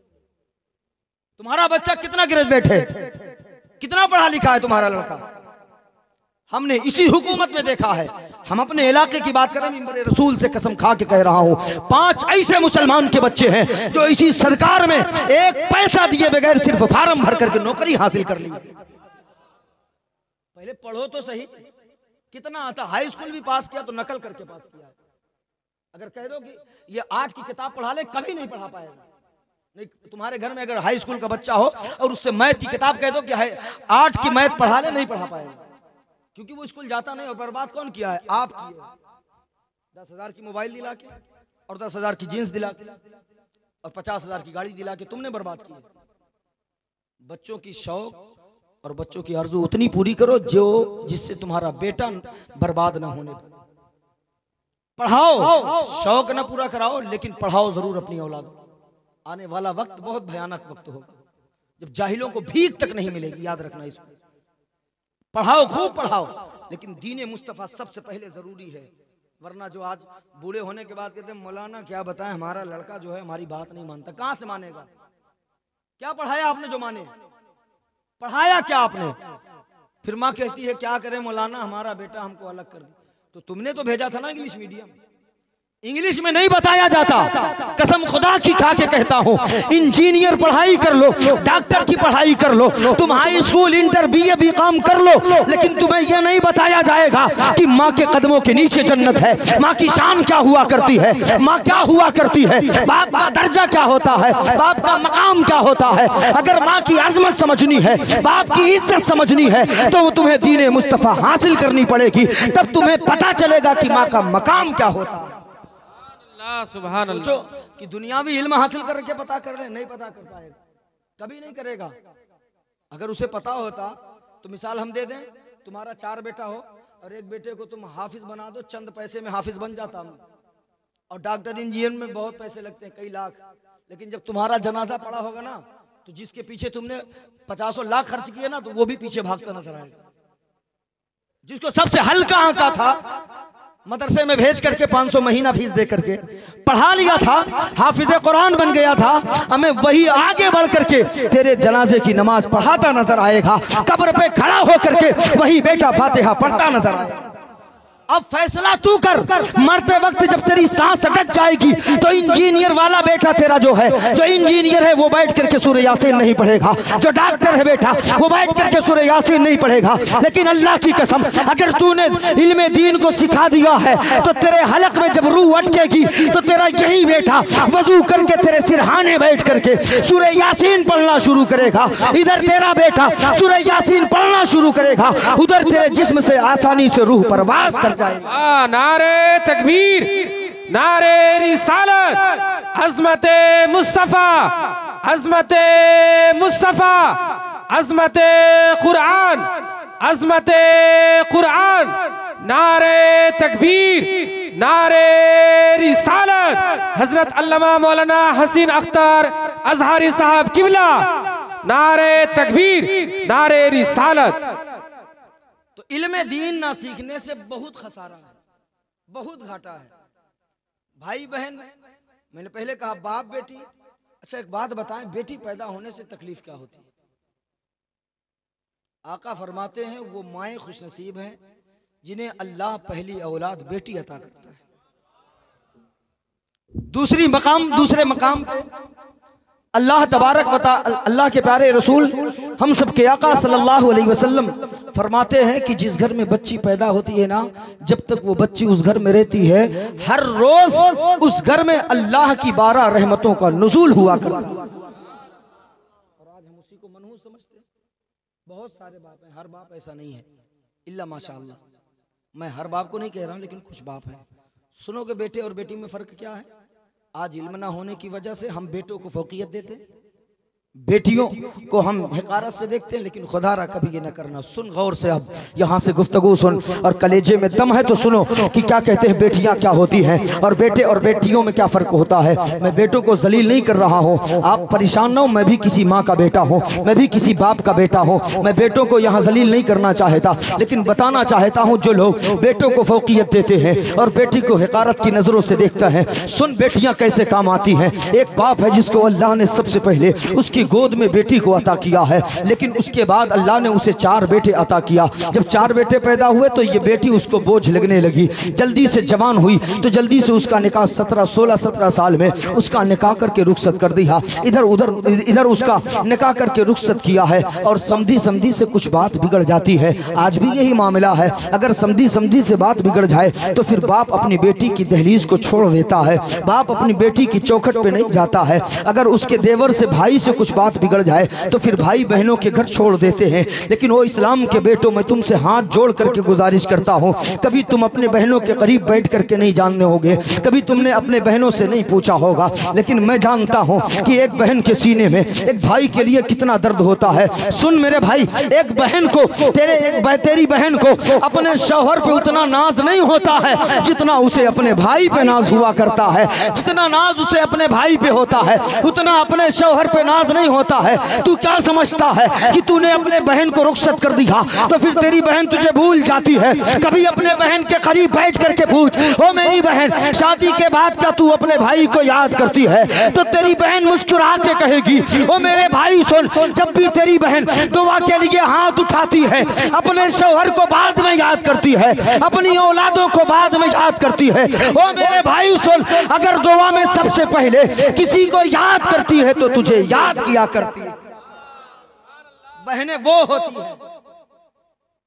आका ने फरमाया, जब बहन बेटी तेरे घर आए ना तो खाली हाथ ना भेजा कर, कुछ ना कुछ तोहफे लेकर के विदा किया कर। और जब बहनों के घर या बेटी के घर जाया कर तो कुछ ना कुछ तोहफा लेकर के जाया कर। आज तो हम ये समझते हैं अगर आ गई 2-4 दिन के लिए तो हमारे चेहरे बदल जाते हैं। बीवी की तो बात छोड़ दो, वो तो यहाँ तक कहने पे तुली हो जाती है कि 4 दिन से यही आई हो, कब जाओगी, तुम्हारा यहाँ क्या है। ओ इस्लाम की बेटियों, एक बात बता दूं, सख्त है, शायद तकलीफ लगे, बाद में गाली दे देना, कोई फर्क नहीं पड़ता, लेकिन हक कह रहा हूं। अगर तुम अपनी नंदों से ये कहती हो कि तुम्हारा यहाँ क्या है, तुम यहाँ की आकर के 4-4 दिन 10-10 दिन रहती हो, अगर पलट करके सिर्फ एक जवाब दे देना तो फिर अपने दांतों तले उंगलियां दबा लोगी। वो जवाब क्या होगा? जैसे तुम कहती हो कि तुम्हारा यहाँ क्या है, जाओ अपने ससुराल में, तो वो पलट करके कह दे अगर तुमसे कि तुम्हारे बाप का यहाँ क्या है। अगर ये मकान बना है तो मेरे बाप ने बनाया है, ये जमीन है तो तेरे बाप की जमीन नहीं बल्कि मेरे बाप की ये जमीन। तो फिर बता जवाब क्या बनेगा? खुदारा कभी ऐसा ना कहना अपनी नंदों को। पलट के अगर जवाब दे दी ना तो फिर किसी तरह से तुम पछताओगी, ये तुम जानती हो कैसे पछताओगी। बैरे कैफ वो बेटी शादी जब हो गई ना, उसकी 10 साल हो गए। कितने दिन? 10 साल उसकी दहलीज पे ना भाई कदम रखा न बाप कदम रखा। जरा सोच तो सही, हमने सुना है अपने असलाफों से, बुजुर्गों से कि अगर बच्चियों के घर गांव का कोई गैर मुस्लिम भी पहुंच जाए ना, तब भी उसे देख के बच्चियां मुस्कुरा देती हैं कि ये मेरे गांव से आया हुआ है। अल्लाह अकबर। फिर सोच तो सही, जब उसका भाई जाता होगा तो बहनें कितनी खुश होती होंगी। जब बाप बेटी के दहलीज पे कदम रखता होगा, फिर सोच तो सही वो बेटी कितनी खुश होती होगी। 10 साल हो गए, आज तक अपनी बेटी के दहलीज पे बाप ने कदम नहीं रखा है। अचानक इसे तब इसकी तबीयत खराब हो गई। इसे अपने दौलत पे नाज था, इसे अपने 4 बेटों पे नाज था, लेकिन जब तबीयत बिगड़ी है, हॉस्पिटल पहुंचा है। हॉस्पिटल में जब इसका चेकअप हुआ है तो डॉक्टर ने कहा तेरा एक गुर्दा खराब हो चुका है, तेरा गुर्दा खराब हो चुका है, अब तू चंद सांसें ले सकता है, अब ज्यादा दिन नहीं जिएगा। अल्लाह अकबर। इतना कहना था। कहा डॉक्टर जितना पैसा चाहे ले ले, लेकिन गुर्दे का इंतजाम कर दे। डॉक्टर ने कहा हर किसी का गुर्दा काम नहीं आता है, जो अपना होता है उसका गुर्दा काम आता है। अल्लाह अकबर। जब इतना कहा तो बाप को अपने बेटों पे बड़ा फख्र था, बहुत नाज था। अपने बेटों पे कहा बेटों को बुलाता हूँ, कहा जल्दी कर। चारों बच्चों को बुलाता है, कहा बेटों मैं कुछ दिन और जिंदा रहना चाहता हूँ, अपना गुर्दा मुझे एक दे दो। बेटों ने कहा तुम तो जिंदगी जी चुके हो, तुम तो सब काम कर चुके हो, अब तुम जियो या मरो हमसे कोई मतलब नहीं है, हम तो अभी अपने बच्चों की शादी हमें करनी है, हमें तो अभी बहुत कुछ करना है। ये कह के चारों बेटे चले जाते हैं। तब सर पकड़ करके बैठ जाता है। कहा डॉक्टर मैं अपने बराबर कीमत देने के लिए तैयार हूँ, खुदारा वो डॉक्टर कहीं से इंतजाम कर दे। डॉक्टर ने कहा नहीं हो सकता है, किसी और का गुर्दा काम नहीं आएगा, जो अपना होता है उसका गुर्दा काम आता है। सुनो, अगर बाप बैठे हो और बेटियां पैदा हैं, अल्लाह ने दी है तुम्हारे पास बेटियां हैं, तो सुनो बेटियां क्या होती है। एक बेटी अपने बाप के लिए क्या हुआ करती है, एक बेटी के सीने में अल्लाह ने कैसा दिल रखा है और उस दिल में बाप के लिए कितना प्यार रखा है। जैसे ही ये खबर वो बच्ची को पहुंची है, जिस बच्ची की दहलीज दहलीज पे 10 साल तक बाप ने कदम नहीं रखा है। वो फौरन अपने घर से चली है, हॉस्पिटल पहुंची है। डॉक्टर से कहा फला आदमी है, कहा हाँ, कहा जल्दी कर मेरा ऑपरेशन कर, मेरा गुर्दा निकाल करके उसे दे दे। डॉक्टर ने कहा हर किसी का गुर्दा काम नहीं आता है, जो अपना होता है उसका काम आता है। वो बच्ची कहती है ओ डॉक्टर सुन, वो मेरे बहुत करीब के हैं, तू मेरा गुर्दा निकाल ले, काम आ जाएगा। डॉक्टर ने कहा बेटी पहले नाम तो बता दे, अपना पता तो बता दे। बच्ची कहती है कि वो डॉक्टर कहीं नाम और पता के चक्कर में कहीं उस बूढ़े इंसान का दम न निकल जाए, कहीं वो मर न जाए, जल्दी कर मेरा ऑपरेशन कर। डॉक्टर ने ऑपरेशन किया है, अब गुर्दा निकाल करके बाप को दे दिया है। बच्ची बिस्तर पर पड़ी है, कुछ दिन हॉस्पिटल में रही। अब जब रह करके निकलने लगी, जब जाने लगी तो डॉक्टर ने कहा बेटी अब तो नाम बता दे, अब तो पता बता दे, अब तो अपना एड्रेस बता दे। कहा नहीं बताने वाली। कहा अगर वो ठीक होकर के जाने लगेगा बूढ़ा, मुझसे पूछेगा तो मैं क्या बताऊंगा। अल्लाह अकबर। जब इतना कहा तो बेटी ने कहा ओ डॉक्टर एक वादा कर, एक खत मैं लिख करके देती हूँ, लेकिन इस खत को तू नहीं पढ़ेगा। कहा नहीं पढ़ूंगा। बच्ची ने खत लिखा है, लिख करके डॉक्टर को दिया है। डॉक्टर ने अपने दराज में डाला है, बच्ची चली जाती है। कुछ दिन के बाद जब वो ठीक होता है तो अब अपने बच्चे को कैसे बुलाता, उसके बच्चे कौन सा मुंह लेकर के आते जिन्होंने अपना गुर्दा देने से इनकार कर दिया था। काश इन बच्चों को बाप ने इल्म दीन सिखाया होता। अल्लाह की कसम ये बच्चे जानते कि बाप का मकाम क्या होता, तो ये बच्चे ये ना कहते कि अब्बू हम गुर्दा नहीं देंगे, बल्कि बच्चे ये कहते नजर आते, अगर इल्म दीन सीखे होते तो यही बेटे कहते नजर आते अब्बू ये तो गुर्दे की बात है, अगर जान की बात आएगी तो आपका बेटा जान दे करके आपकी जान बचाता नजर आए। नारे तकबीर, नारे रिसालत, नारे रिसालत, अज़मते वालिदैन, अज़मते कुरान, अज़मते मुस्तफ़ा, सीरते मुस्तफ़ा, जलसाए मुस्तफ़ा। नारे तकबीर, नारे रिसालत। अब उसके बेटे कौन सा मुंह लेकर के आते, तो उसके रिश्तेदार आए लेने के लिए। जब लेके चलने लगे तो बूढ़े ने कहा ओ लोगों सुनो, पहले मुझे डॉक्टर के कमरे में लेकर के चलो। कहा क्यों? कहा इसलिए कि उसने मेरी जान बचाई है। जहां बच्चों ने सांस छोड़ दिया है वहां डॉक्टर काम आया है। अल्लाह अकबर। ये वाकया सुनने के बाद अच्छों के आंखों में आंसू आ जाते हैं। ये और बात है कि आपकी ज़मीन अगर सख्त हो, आपकी दिल की ज़मीन अगर सख्त हो तो हम नहीं कह सकते हैं, लेकिन सुनना एक बेटी की फरियाद क्या होती है। अल्लाह अकबर। जब ये डॉक्टर के कमरे में पहुंचा है, कहा डॉक्टर तुम्हारा शुक्रिया, तूने मेरी जान बचा ली है, अब मरते दम तक मैं तेरा एहसान मानूंगा। तब उस डॉक्टर ने कहा ओ इंसान, अगर शुक्रिया अदा करना है तो उस बच्ची का शुक्रिया अदा कर जिसने अपना गुर्दा तुझे अता किया है।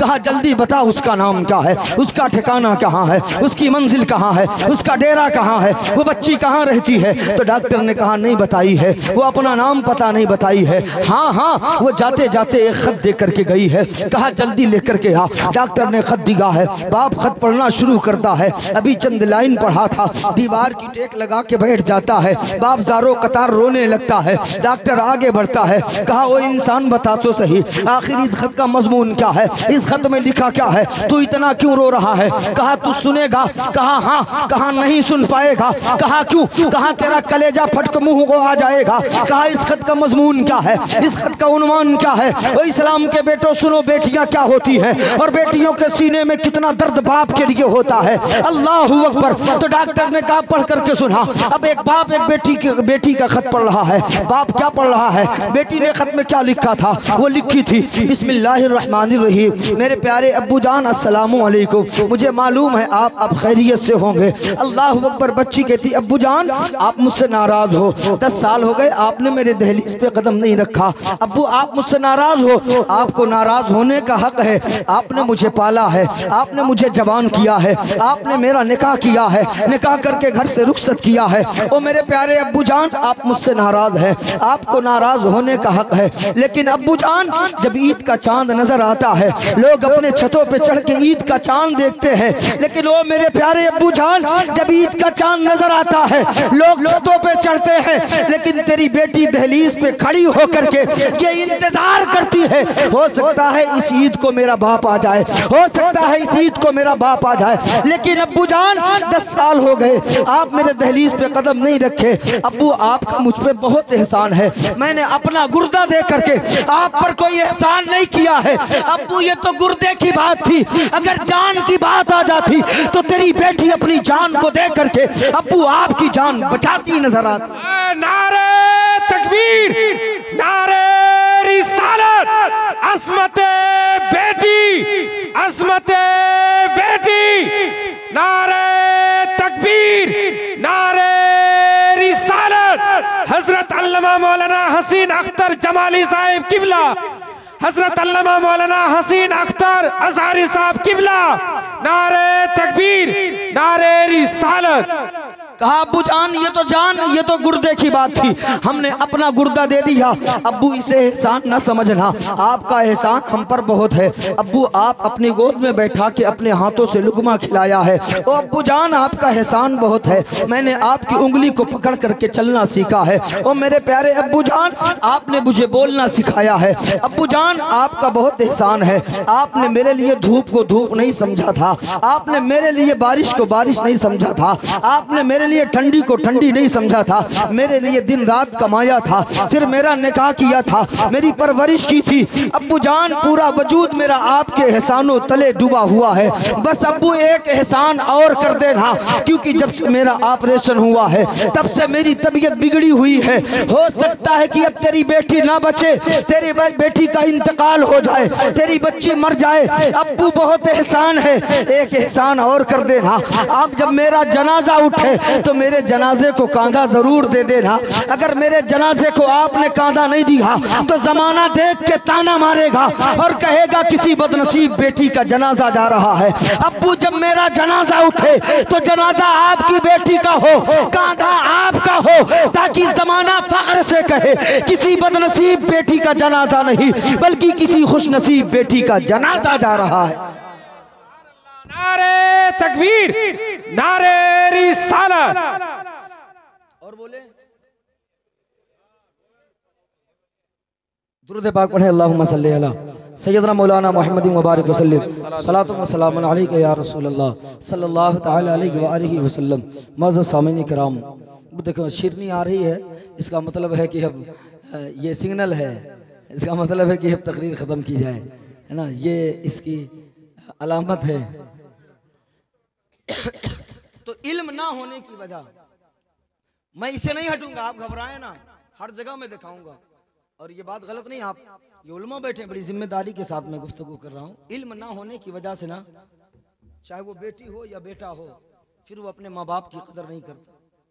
इल्म दीन अगर हो तो फिर वो समझता है कि हाँ बहन का मकाम क्या होता है, बहन का रिश्ता कितना अजीज है, रब को भी बहुत अजीज है। अल्लाह के प्यारे रसूल को बहुत नुक्ते की बात दे रहा हूं आपको, सुन ले मेरे भाई, ये उठक बैठक ना करें थोड़ी देर और, बस बर्दाश्त कर लें।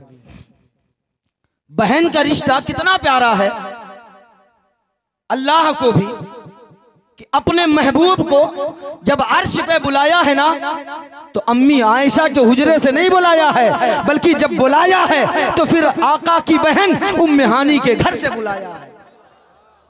मिराज की रात जब आका गए ना, तो अपनी बहन उम्मे हानी के घर से गए। ये उम्मे हानी आपकी सगी कोई बहन ना कोई भाई, लेकिन ये उम्मे हानी अबू तालिब की बेटी हैं, और अबू तालिब अल्लाह के प्यारे रसूल हम सब के आका सल्लल्लाहु अलैहि वसल्लम के चचा हैं, और उनकी बेटी हैं उम्मे हानी, मौलाए कायनात दामाद पैगंबर फातिह खैबर मौला अली मुश्किल कुशा शेर खुदा रदी अल्लाह ताला अन्हु की सगी बहन का नाम उम्मे हानी। तो बहन का रिश्ता बड़ा अजीज है, लेकिन ला इल्मी की वजह से हम नहीं समझ पाते। अब और आगे बढ़े, बस बड़ी तेजी के साथ आखिरी पॉइंट पर मैं पहुंच रहा हूं, आखिरी पॉइंट की तरफ। ला इल्मी की वजह से, इल्म ना होने की वजह से आज के इस दौर में बेटा अपने बाप को गालियां दे रहा है, बेटा अपनी माँ को गाली दे रहा है। जब चंद सिक्के कमाने लगता है बेटा, तो फिर पलट के जवाब देता है अपने बाप को, तुमने किया क्या है, तुमने मेरे लिए किया क्या है। वो माँ से पूछता है तुम क्या किए हो, तुम क्या किए हो। लेकिन अल्लाह अकबर, शायद आपने कभी अपने बारे में नहीं सोचा कि जो तेरा वजूद है ना, ये माँ बाप की देन है, जो तेरा वजूद बाकी है। ये लाइल्मी है। इसलिए आपके यहाँ अल्हम्दुलिल्लाह बच्चों का भी मदरसा है, बच्चियों का भी है, कहीं जाने की जरूरत नहीं। इल्म दीन सीख लो और सिखा लो अपने बच्चों को। और इल्म दीन का सीखना आका फरमाते फर्ज है। नमाज फर्ज है ना, तो इल्म दीन सीखना भी फर्ज है। लेकिन आज हम इससे दूर, और उसका रिजल्ट खुद तुम देखते हो। जब वही तुम्हारा बेटा जवान होता है, जब लाठी उठाता है, तब समझ में आता है। खुदारा अगर तुम चाहते हो कि बुढ़ापे में मेरा बेटा मेरी इज्जत करे, मेरी कदर करे, बेटी जहां जाए खुशहाल रहे, तो अपने बच्ची को तुम इल्म दीन सिखा दो। अपने बेटे को तुम मदरसे में भेज करके इल्म दीन इतना सिखा दो कि वो माँ बाप की अजमत समझ सके, बड़ों का एहतराम समझ सके, वो हक को हक समझ सके, बातिल को बातिल समझ सके। फिर तेरे बुढ़ापे के वक्त वही बेटा तेरे लाठी का सहारा बनता नजर आएगा। कभी जिंदगी में तुझे गाली नहीं देगा, बल्कि अगर तू बुढ़ापे में उसे झिड़कियां भी देगा तो तेरा बेटा मुस्कुरा करके वो रास्ता से चला जाएगा। वो कभी पलट करके तुझे जवाब नहीं दे सकेगा। लेकिन शर्त यह है कि इल्म दीन सिखा दो तब, वरना आज का माहौल आप खुद देख रहे हैं। बस वही बताना चाहता हूं, आखिरी मोड़ और आखिरी गुफ्तगू। माँ बाप की शान क्या होती है मालूम आपको? कितना ऊंचा मकाम है बाप का। माँ की शान कितनी निराली। बाप बाप होता है। बहुत गौर से सुनना, अब न बोलिएगा सुभान अल्लाह, अब बिल्कुल खामोशी के साथ यहां से सुन ले मेरी तकरीर। बाप का मकाम कितना ऊंचा होता है। मैं बताऊं कि बाप क्या होता है? आज हम बड़े आसानी से कह देते आपने किया क्या है। उनसे पूछो जिसने अपने बाप को खोया है। उनसे पूछो बाप की अहमियत क्या होती है, जिसने अपने बाप का जनाजा अपने कांधे पे उठाया है। जिस दिन बाप आंखें बंद करता है ना, उस दिन कमर टूट जाती है। बाप से बड़ा हमदर्द कोई नहीं होता, बाप से बड़ा दोस्त कोई नहीं होता, और बाप से बड़ा कोई साथी नहीं हो सकता। बाप से बड़ा कोई साथी नहीं हो सकता है, और बाप से ज्यादा प्यार करने वाला कोई और आदमी नहीं हो सकता। इसको भी याद रखिए। बाप बाप होता है। कभी आप तन्हाई में जाके तब मेरी गुफ्तगू को सोचिएगा कि मौलाना ने क्या कहा था। अपना बचपना देखिएगा बस, कि जब हम और आप छोटे थे ना, इसी बाप ने, हमारे बाप ने, आपके बाप ने, सारे लोगों के बाप ने खुद पाँव में फटा जूता पहन करके हमें नया शूज दिलाया था। खुद अपने जिस्म पर पेबंद लगे कपड़े पहनना गवारा किया, लेकिन अपनी औलाद को नया लिबास कहीं ना कहीं से ला करके अता किया। और बाप क्या होता है मालूम? दिन भर फावड़ा चलाता है, हाथ में छाले होते, कमर टूट जाती है, लेकिन उसके बावजूद जब शाम को घर लौटता है ना, तो बेटा दौड़ के करीब आता है, तो बाप ये नहीं कहता मेरे हाथ में छाले हैं, दिन भर फावड़ा चलाया हूँ, मेरी कमर टूट चुकी है। नहीं, अल्लाह की कसम वो बाप ये बहाने नहीं लगाता। बेटा दौड़ के आता है, बाप की थकान खत्म हो जाती है, और वो बाप उस बेटे को उठा के पेशानी चूम लिया। आज उस बाप को क्या सिला दे रहे हो? आज उस बाप को तुम सिला क्या दे रहे हो? जो बाप कल हम बाजार को लिए निकलते थे ना, तो बाप पूछता था बेटा जेब में हाँ इतना है, ले इतना और ले ले। लेकिन आज उसी बाप को चाय पीने के लिए हमारे और आपके सामने हाथ फैलाना पड़ता है। हमने अपने बाप को भिखारी बना करके, आज हमने और आपने अपने बाप को भिखारी बना के रख दिया है। हमें दवा लानी हो तो बाप पैसा मांगे, चाय पीनी हो तो बाप पैसा मांगे। अल्लाह की कसम तुम एक बात याद रखना, तुम मदरसे कायम कर लो और लाख तुम मस्जिद की मीनारे बना लो, अगर तुमसे तेरा बाप रूठा है तो ये दौलत कल कयामत में तेरे मुंह पे मार दिया जाएगा, और अल्लाह तेरी दौलत को अपनी बारगाह में हरगिज़ कबूल नहीं कर सकता है। अच्छा, आपके यहाँ मौलाना लोग को इनाम नहीं देते, लेकिन ये मिल गया, शायद ये मेरे नसीबे में था, वरना मैं तो सोच रहा था कि आप क्या नहीं तो मेरे इलाके में इतने भर में हम 4-6 हज़ार रुपए इनाम उतार लेते हैं। जितना देर मैंने खिताब किया ना, हमारे यूपी में इतने देर में 4-6 हज़ार रुपए उतर जाते हैं अल्हम्दुलिल्लाह।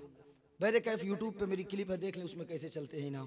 तो बहरे कैफ ये आपके यहाँ का मशगला है, तरीका है, जो भी हो, मुझे कोई दिक्कत नहीं, तकलीफ नहीं, अल्हम्दुलिल्लाह। आप अच्छा सुन रहे हैं, यही मेरे लिए नजराना है। तो मैं बाप का मकाम क्या है, बाप का दर्जा क्या है, वो लोगों बाप होता क्या है हम बताएं आपको। बाप क्या होता है? बाप वो होता है कि अपनी औलाद के मुस्तकबिल के लिए, अपने औलाद के कैरियर के लिए, अपनी औलाद की तरक्की के लिए इधर शादी किया। शादी करने के फौरन बाद वो 7 समंदर सऊदी चला जाता है, कभी वो जहाज पर चला जाता है। कभी तूने उनकी इस मेहनत को नहीं देखा है, कभी तूने बाप से नहीं पूछा अब्बू आप तो हमारे लिए पूरी जिंदगी आपने परदेश में काट दी है, ओ अब्बू जान अब आपको कमाने की जरूरत नहीं है, आपने हमें 25 साल तक कमा के जवान किया है, अब्बू अब आपकी उम्र कितनी है, अब मरते दम तक आपको एक जगह बैठा करके हम आपके नाज और नखरे उठाएंगे, अब्बू अब आपको कमाने की जरूरत नहीं है। ओ अब्बू जान आपने हमारी ख्वाहिश को पूरी करने के लिए धूप को धूप नहीं समझा है, छांव को छांव नहीं समझा है, अब्बू अब आप आराम करके, अब हम धूप को धूप नहीं समझेंगे, अब हम बारिश को बारिश नहीं समझेंगे, अब्बू हम आपकी खिदमत करेंगे और आपकी हर ख्वाहिश पूरी करेंगे। अल्लाह की कसम जिस दिन तू अपने बाप को राजी कर लिया मदीने वाला भी राजी हो जाएगा, परवरदिगार भी राजी हो। लेकिन आज मामला क्या है, बाप के बारे में बताऊं, आका अलैहिस्सलातु वस्सलाम का फरमान क्या है। उससे पहले मैं बता दूं कि बाप और बेटे में फर्क क्या होता है। एक बाप है बूढ़ा है, हाथ ऐसे यूं जिस्म कांपा करता है, चल फिर नहीं पाता। बेटा बहुत पैसा कमाता था, डॉक्टर के पास गया, डॉक्टर ने कहा अब बूढ़ा हो गया तुम्हारा बाप, इसे फल वगैरह खिलाओ। तो बाप के सिरहाने टोकरे में सेब ला के रख दिया, बाप लेटा हुआ है। गौर से सुनना आज हमारा और आपका हाल क्या है। अल्लाह अकबर, जो इस वाकया का मामला है वही आज हमारा हाल बन चुका है। बाप बिस्तर पर लेटा है, बाप ने कहा बेटे, कहा हाँ अब्बू, कहा ये सेब उठा के मेरे हाथ में रख दे। बेटे ने हाथ उठा के बाप के हाथ में सेब रखा है। अब जब सेब रखा ना तो उसका हाथ यूं कांप रहा था, सेब जमीन में गिरा है, लुढ़कते हुए कुछ दूर चला जाता है। बाप ने कहा ओ बेटा वो देख सेब गिर गया, जरा उठा के दे दे। बेटे ने दोबारा उठा के दिया, फिर गिर गया, फिर दोबारा उठा के दिया। 3 मरतबा जब उठाया ना तो बेटे ने झुंझला के कहा जब तुमसे सेब नहीं समझा जाता तो खाने के चक्कर में काहे पड़े हो। अल्लाह अकबर, इतना कहना था वो बूढ़ा बाप दहाड़े मार के रोने लगता है। बेटे ने कहा क्यों रोते हो। तो बाप ने कहा बेटा तुझे आज 3 मरतबा सेब उठाना पड़ा तो इतनी तकलीफ हो गई, लेकिन तू अपना बचपना भूल गया। जब इसी सेब के मानिंद तूने एक बोल को 3 मरतबा नहीं बल्कि 30 मरतबा फेंका था तो तेरा बाप उठा कर के ला करके तुझे देता रहा, इसलिए देता रहा ताकि मेरे बेटे का दिल न टूटने पाए, ताकि मेरे बेटे के लब पे मुस्कुराहट रहे। मैं तो तेरी मुस्कुराहट चाहता रहा, लेकिन आज 3 मरतबा तुझे सेब उठाना पड़ा तो इतनी तकलीफ हो गई। वो लोगों याद रखना, बाप बाप होता है। और एक बात ये भी याद करना कि आज तुम पीरों के तो हाथ चूमते नजर आते हो, मौलवियों के हाथ चूमते नजर आते हो। पीर का हाथ चूमना नाजायज नहीं है, पीर का हाथ चूमना हराम नहीं है, मौलाना का हाथ चूमना हराम नहीं है। लेकिन इंसाफ से बताना, इतने लोग बैठे हो, कभी आपने अपने बाप का हाथ चूमा? क्या समझा अपने बाप? मौलवी को क्या समझ के चूमते हो? बहुत अहम नुक्ता बता रहा हूं। पीर को तुमने क्या समझ के चूमा?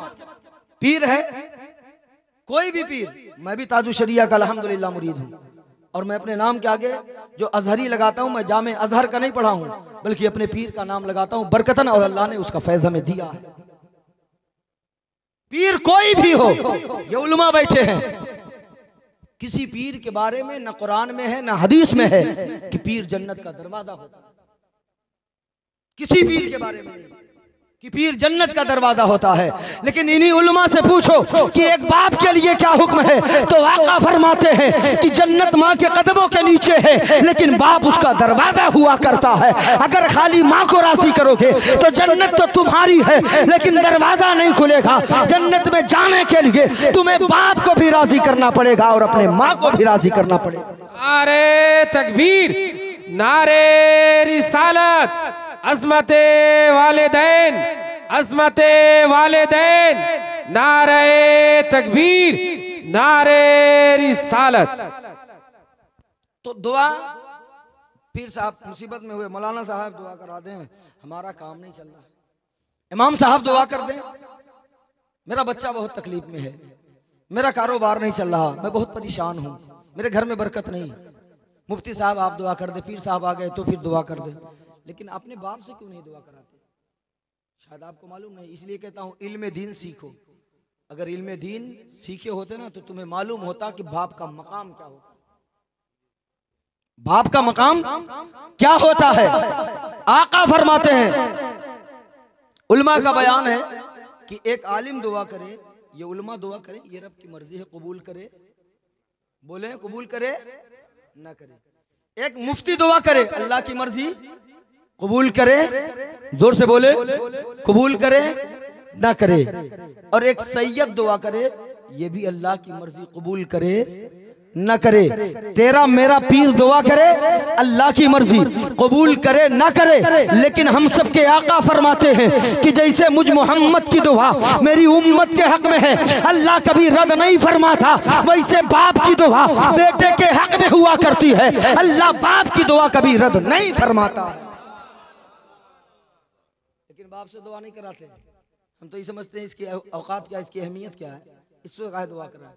कभी कभी अपने बाप से मुसाफा कर लिया करो, कुछ नजर आने बाप के हाथ में रख दिया करो, बाप से भी पूछ लिया करो अब्बू जेब में है कि नहीं है, उससे पहले कि बाप तेरे सामने हाथ फैलाए। शर्म नहीं आती? हमारा बाप होकर के हमारे सामने हाथ फैलाए, हमें शर्म नहीं आती? उससे पहले कि हमारा बाप फैलाए हाथ, उससे पहले तुम उनके हाथों में रख दिया करो। इसलिए कि तुम्हारे बाप जो तुम्हारे बाप, हमारे बाप जो भी है, बाप होता है, वो बेटों की, अपनी औलादों की दौलत को ऐसे नहीं बर्बाद करता है, बल्कि कभी देकर के देखो अपनी माँ को, कभी देकर के देखो अपने बाप को। अगर तेरे बच्चे हैं ना, तो वो तमाम दौलत तेरे बच्चों पे निछावर कर दिया। दादी दादा जो होते हैं ना, वो अपने पोतों पे लुटा देते हैं। तुम्हारी दौलत को अनर्गल वो नहीं खर्च करते जो तुम और हम समझते हैं। बाप बाप होता है, खुदा रहा उनकी इज्जत कर लो। लेकिन जिस दिन, मैं तो बहुत बचपने में अपने माँ बाप को खो दिया है, मुझे एहसास है माँ क्या होती है। बस इसको सुन ले, बाप के बारे में मैंने बता दिया, अब माँ क्या होती है बड़ी तेजी के साथ सुन ले।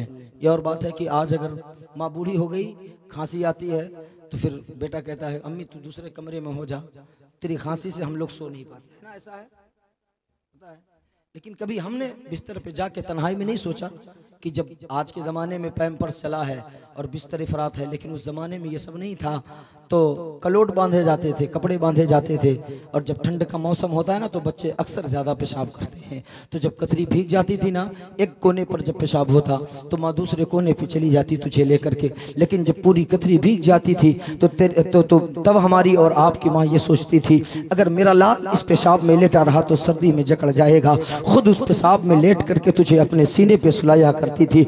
आज उस माँ की खांसी अच्छी नहीं लगती है, आज उस माँ को तूने अलग कर दिया है, आज उस माँ का कमरा अलग कर दिया, आज उस माँ का तूने प्लेट अलग कर दिया, आज उस माँ का गिलास तूने अलग कर दिया। लेकिन कभी तूने अपना बचपना नहीं पढ़ा है कि जब तू और मैं छोटा था, यही वो माँ थी कि जब हमें खाना खिलाती थी, हमारे नाक थूक सब बहते थे, लेकिन जब खाना खिलाती कुछ खाने मुंह में जाते और कुछ दाने प्लेट में गिर जाते थे। पानी पीते थे, गिलास में नाक तक लग जाता था, लेकिन उसके बावजूद माँ घिन नहीं किया करती थी। माँ उस खाने को फेंका नहीं करती थी। बच्चों को खिलाने के बाद जो लुकमे बचे रहते ना, वो माँ खा लिया करती है। जो गिलास में पानी बचा रहता माँ पी लिया करती है। आज उस माँ की बीमारी अच्छी नहीं लग रही है। खुदारा याद रखना, तेरी माँ जिस दिन आंख बंद कर लेगी ना, उस दिन तुझे समझ में आ जाएगी, उस दिन तेरे सामने पूरी कायनात अंधेरी हो जाएगी। मुझसे पूछ, मैं जानता हूँ। कल जब प्रोग्राम करके घर पहुँचता था, आधी रात को पहुँचता था, 3 बजा हो, 2 बजा हो, 4 बजा हो, जब भी घर पहुँचता था गाड़ी खड़ी करता था। जैसे ही दरवाजे पर पहुँचता मुझे कुंडी खटखटाने की जरूरत नहीं पड़ती, बस दरवाजे पर कदम रखता, माँ कहती बेटा आ गया, आमी मैं आ गया। लेकिन अल्लाह की कसम जब आज जाता हो तो 4 मरतबा कुंडी खटखटाता हूँ तब दरवाजा खुलता है। हर वो रात जब प्रोग्राम करके लौटता हूँ तब मुझे माँ याद आती है कि काश मेरी माँ जिंदा होती तो आज मुझे दरवाजा खटखटाने की जरूरत न पड़ती। क्यों? इसलिए कि जब बेटा सफर पे निकलता है, अल्लाह की कसम खा के कहता हूँ, माँ को नींद नहीं आती है, बाप को नींद नहीं आती है, वो बिस्तर पर तो होते हैं लेकिन दुआएं करते रहते हैं, मौला मेरा बेटा सफर पे निकला है, मौला सलामती के साथ वापस भेज दे, मौला मेरे बच्चों को सलामती से वापस भेज दे। अल्लाह की कसम जब तक तू वापस आ नहीं जाता, तेरी माँ सुकून की नींद सो नहीं पाती है, तेरा बाप चैन से सो नहीं पाता है। खुदारा अपने माँ बाप की इज्जत कर ले, वरना ये अगर रूठ गए तो फिर मदीने वाला भी रूठ जाएगा, बगदाद वाला भी रूठ जाएगा, हिंद का राजा भी रूठ जाएगा, करबला के शोहदा भी रूठ जाएंगे और खुद परवरदिगार भी तुझसे रूठ जाएगा, फिर कोई राजी नहीं होगा। इसलिए कि अल्लाह का हुक्म है कि अगर तू मुझको राजी करना चाहता है अपनी माँ बाप को राजी कर ले। जिसने माँ बाप को राजी कर लिया उसने मुझ खुदा को राजी कर लिया। ये होते हैं माँ बाप। लेकिन हम और आप क्या होते हैं, जरा ये देख ले। एक औलाद है, जरा गौर से सुन ले, माँ की दुआ और बद्दुआ में दोनों में बहुत असर है। खाली दुआ में ताकत नहीं है, बद्दुआ में भी बहुत असर है। माँ की जबान से जो निकल गई ना बात, फिर वो असर रखती है। इसको हमेशा याद रखना। हम और आप, एक बात और आपसे पूछूं, इजाजत है?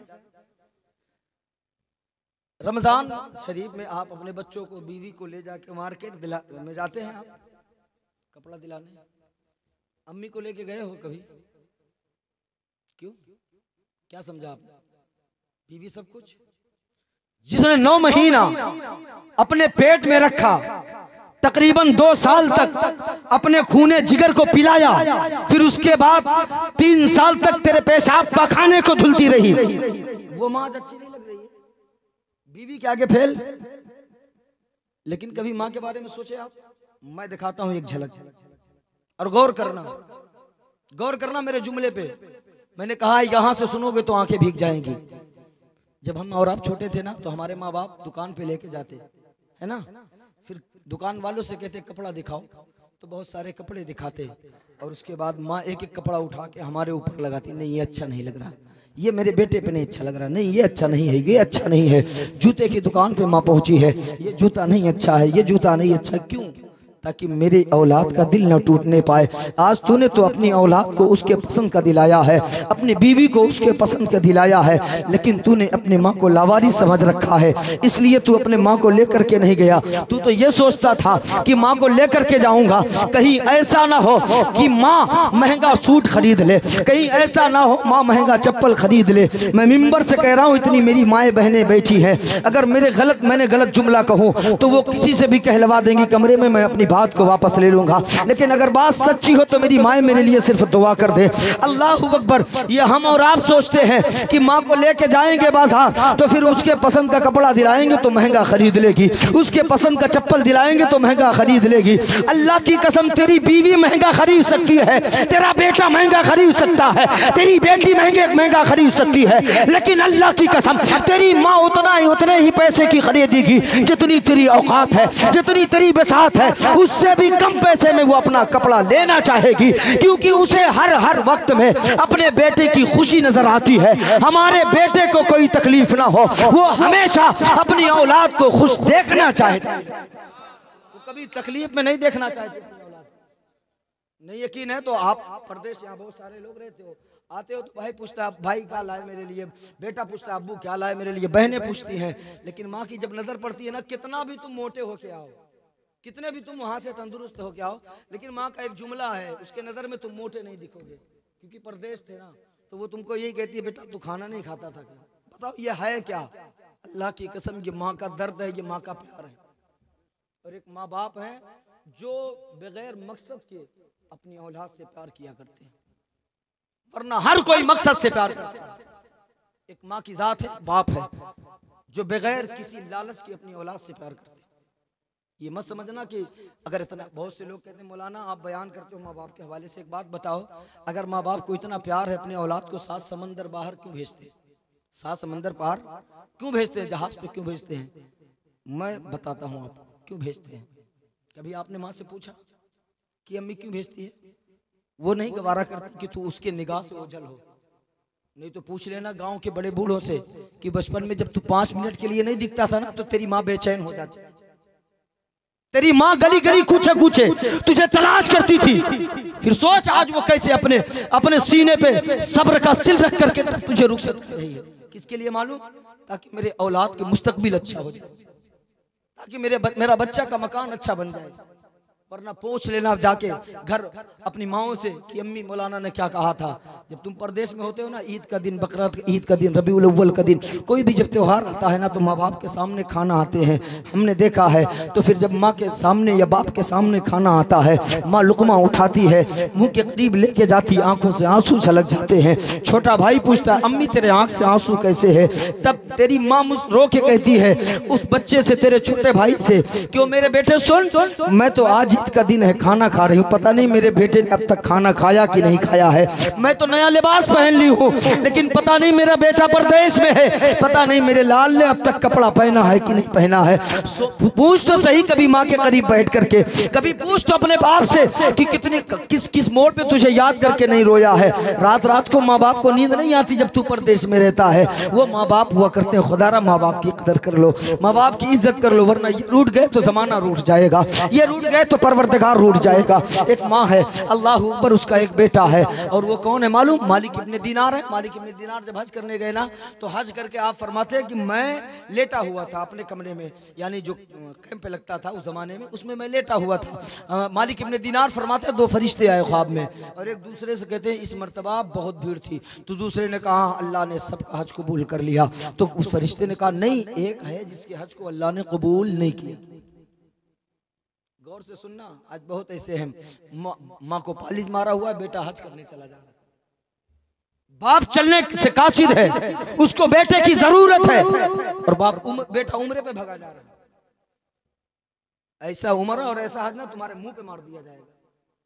ये उल्मा बैठे हैं, बड़ी जिम्मेदारी के साथ ये जुमला भी दे रहा हूं कि हम और आप उम्रा करें या हम और आप हज करें, ये अल्लाह की मर्जी है, अल्लाह कबूल करे या रद्द कर दे। लेकिन आका फरमाते हैं जिसने मोहब्बत से, जिसने प्यार से अपने माँ का चेहरा एक मर्तबा देखा, अल्लाह उसे एक हज मकबूल का सवाब अता करता। वहां कबूल हो ना हो, यहाँ कबूलियत की सनद और दलील दी जा रही है, और उसको छोड़ के भगे जा रहे। खुदारा कदर कर लो। मालिक इब्ने दीनार ने कहा कौन है जिसके हज को नहीं कबूल किया? नाज है अगर कि बाप नाराज हो, हम इबादत करके अल्लाह को राजी कर लेंगे, तो इस वाकया से सबक सीख लो। बस यही आखिरी वाकया मैं बयान करता हूँ, उसके बाद मैं अपनी गुफ्तगू खत्म करता हूँ। मालिक इब्ने दीनार ने कहा कौन है? कहा वो मोहम्मद बिन हारून बल्खी है। इतना कहा, उसके बाद आपकी आंख खुल गई। फजर की नमाज पढ़ते हैं, उसके बाद जाते हैं बलख वाले जहाँ खेमा लगाए थे, लोगों से पूछा मोहम्मद बिन हारून बल्खी कहाँ है? कहा वो अपना खेमा पहाड़ के पीछे अलग लगाया है। सुनना, माँ की दुआ में और बद्दुआ में कितनी ताकत है, और माँ के सीने में अल्लाह ने कितना नाजुक दिल रखा है, कितना नाजुक दिल रखा है। बेटा माँ को गाली भी दे देता है, मार भी देता है, उसके बावजूद अगर बेटा तकलीफ में हो तो माँ ये नहीं सोचती कि इसने मुझे गाली दिया था, इसने मुझे मारा था, माँ दौड़ के करीब पहुंच जाती। वो माँ होती, वो जात है। मेरे कैफ मालिक इब्ने दीनार जब गए तो देखा वो नफिल पढ़ रहा, नमाज पढ़ रहा। जब नमाज से फारिग हुआ, सलाम कलाम के बाद मोहम्मद बिन हारून बल्खी ने कहा आप किस लिए आए हो? कहा बस यूं ही मुलाकात के लिए। कहा नहीं। कहा ये बताएं आप हमेशा नमाज पढ़ते? कहा हाँ मैं दिन भर नमाज पढ़ता हूँ, रात भर पढ़ता हूँ, रोजा से भी रहता हूँ। इतना सुना तो आप हैरान कि जो दिन भर रोजा रखे, नवाफिल पढ़े, उसके हज को अल्लाह नहीं कबूल कर। बहुत हैरान हुए, वापस जाने लगे तो मोहम्मद बिन हारून बल्खी ने कहा वो मालिक इब्ने दीनार क्यों वापस जा रहे हो? कहा कि तुमको मेरा नाम भी मालूम? कहा हाँ। कहा जिस काम के लिए आए हो वो काम बताओ। कहा या अल्लाह इसको ये भी पता है मैं क्या करने आया? कहा क्या करने? कुछ नहीं, बस मुलाकात करने आया था। कहा नहीं, तुम ये बताने आए हो कि अल्लाह ने मेरे हज को कबूल नहीं किया? कहा हाँ। कहा ये पहला साल थोड़ी है। कहा फिर? कहा ये 24वां हज है जो अल्लाह ने मेरे हज को नहीं कबूल किया। मैं 24 साल से आ रहा हूं। अल्लाह अकबर। सुनो, गौर से सुनना माँ क्या होती। अब जब इतना कहा तो मालिक इब्ने दीनार और हैरान, वो तो सोच रहे थे यही साल नहीं हज कबूल हुआ, लेकिन ये 24 साल से। तो मालिक इब्ने दीनार ने कहा जब 24 साल से तू आ रहा है और अल्लाह तेरे हज को नहीं कबूल कर रहा है तो फिर तू आता क्यों है? तो मोहम्मद बिन हारून बल्खी ने कहा ओ मालिक इब्ने दीनार, अगर इस काबा से बड़ा कोई अल्लाह का घर हो तो बता दे, और अल्लाह के सिवा कोई खुदा दूसरा हो तो बता दे। यहाँ ना हो तो फिर कहाँ जाओ? आपने जुमला नहीं समझा, आपके सर से उड़ गया, बहुत बड़ा जुमला था। यहाँ ना हो तो फिर कहाँ जाऊं? उसके सामने ना खड़ा हो तो फिर कहाँ जाऊं? मेरे कैफ मालिक इब्ने दीनार ने कहा एक बात बताओ, वजह क्या है? कहा ना पूछ। कहा नहीं बताओ सही, कहा नहीं ना पूछो, कहा नहीं बताओ, कहा सुनना चाहे तो कहा मैं बहुत बड़ा अमीर था, पैसे का दौलत का अंबार था मेरे पास, बाग थे बहुत अंगूर के। कहा फिर? कहा लेकिन मैं शराब पीता था, मैं शराब पीता था। रमजान का महीना था, मेरी माँ असर के बाद अफ्तार की तैयारी कर रही थी और हर घरों में यही दस्तूर है, तो वो तंदूर में आग जला के रोटियां सेक रही थी। गौर से सुनना। कहा मैं गया और मैंने कहा अम्मी खाना दे, भूख लगी है। तो मेरी माँ ने कहा तुझे शर्म नहीं आती, रमजान का महीना है और तू अफ्तार के वक्त खाना मांग रहा? बस इतना। मेरी माँ ने कहा मैं नशे में था, अपनी माँ को एक तमाचा खींच के मारा। अल्लाह अकबर। अपनी माँ को एक तमाचा खींच के मारा। मेरी माँ आग में चली गई। जब आग में गई तो मेरी माँ चीखने लगी, मैं जमीन पे गिरा, बेहोश हो गया। फिर मेरी आंख खुली तो क्या देखता हूँ, एक हुजूम है, भीड़ है।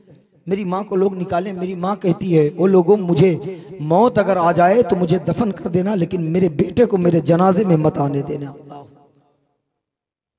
मत आने देना। मोहम्मद बिन हारून बल्कि कहते हैं मेरी माँ को दफनाया कफनाया गया। उसके बाद सुबह मेरी बीवी आती है, मेरा कमरा खोलती है। खोलने के बाद वो अपना सामान पैक करके जाने लगती। मैंने कहा वो बीवी तू कहाँ जा रही है? तो बीवी ने एक जवाब दिया था, कहा सुन, जो अपनी माँ का नहीं हो सकता वो अपनी बीवी का कभी नहीं हो सकता है।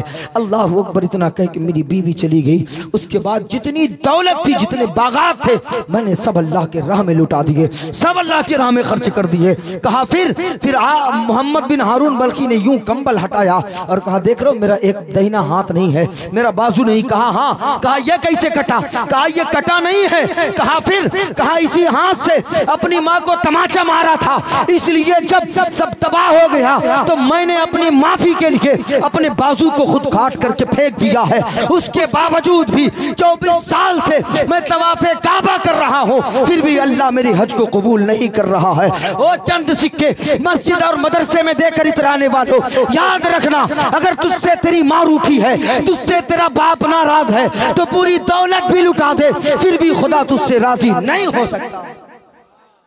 मालिक इब्ने दीनार ने कहा, तब से कहा हाँ। फिर मालिक इब्ने दीनार ने भी एक तमाचा खींच के मारा, चल दिए वहां से मार के आए। फिर जब रात को लेटे ना तो इधर आंखें लगी, उधर मुकद्दर का सितारा जाग गया।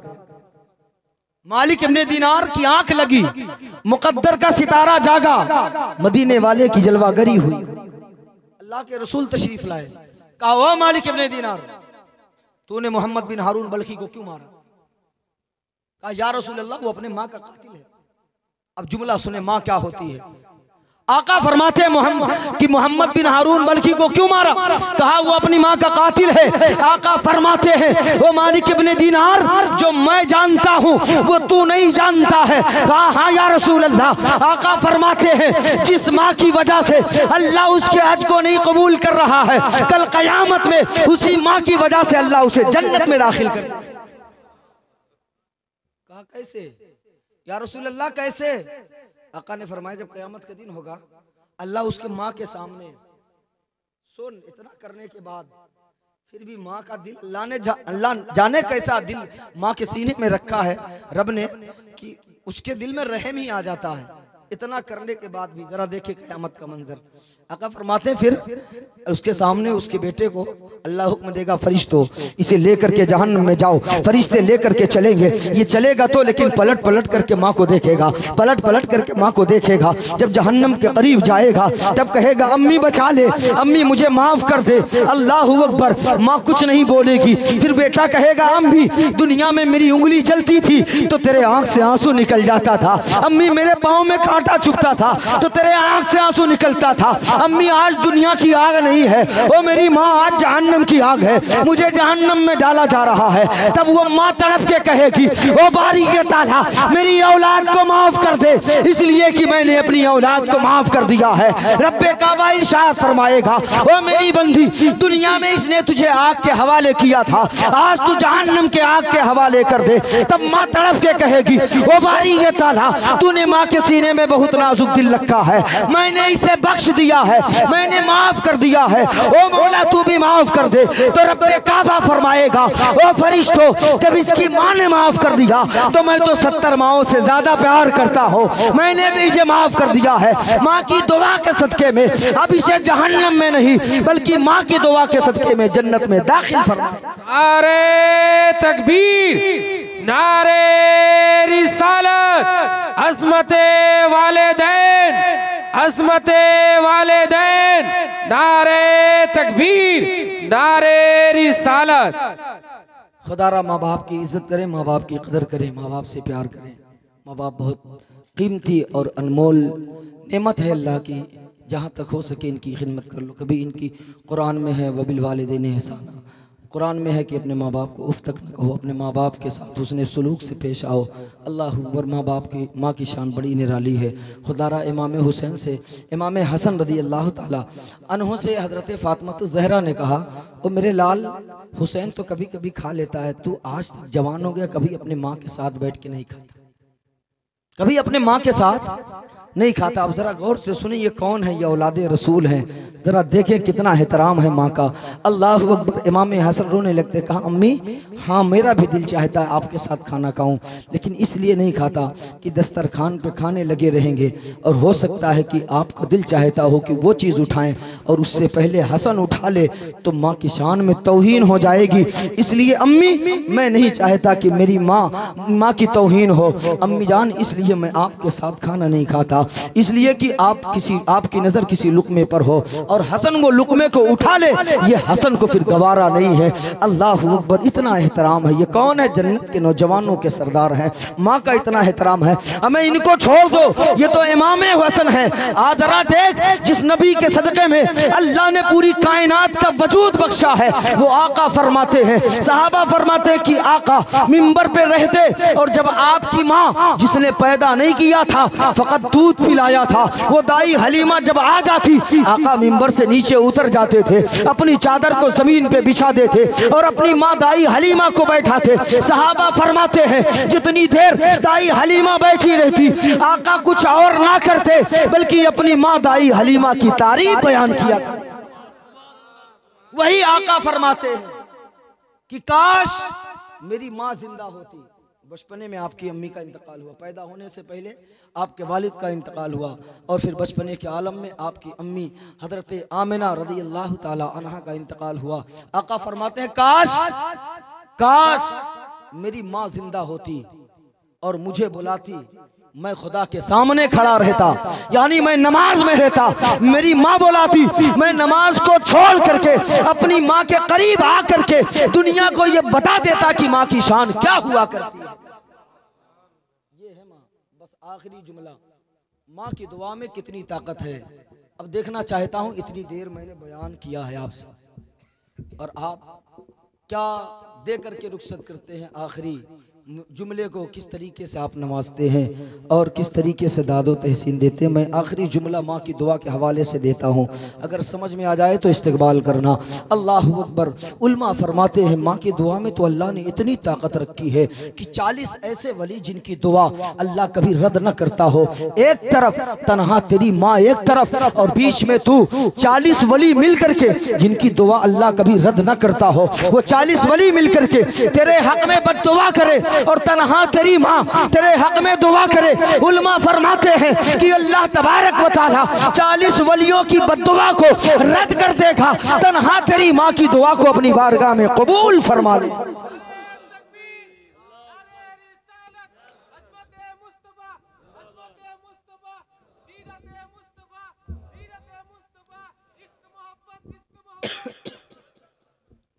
इंशाअल्लाह फिर कभी ज़िंदगी ने वफा किया, आपने इस नाचीज़ को बुलाया और मेरे बोलने में या मेरे बोलने से आपको तकलीफ़ हुई हो, मेरा कोई जुमला अगर आपको गलत लगा हो तो मैं माज़रत चाहता हूँ।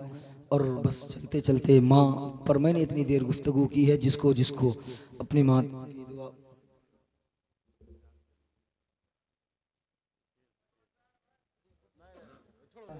कितना मासूम मेरा रश्के कमर लगता है।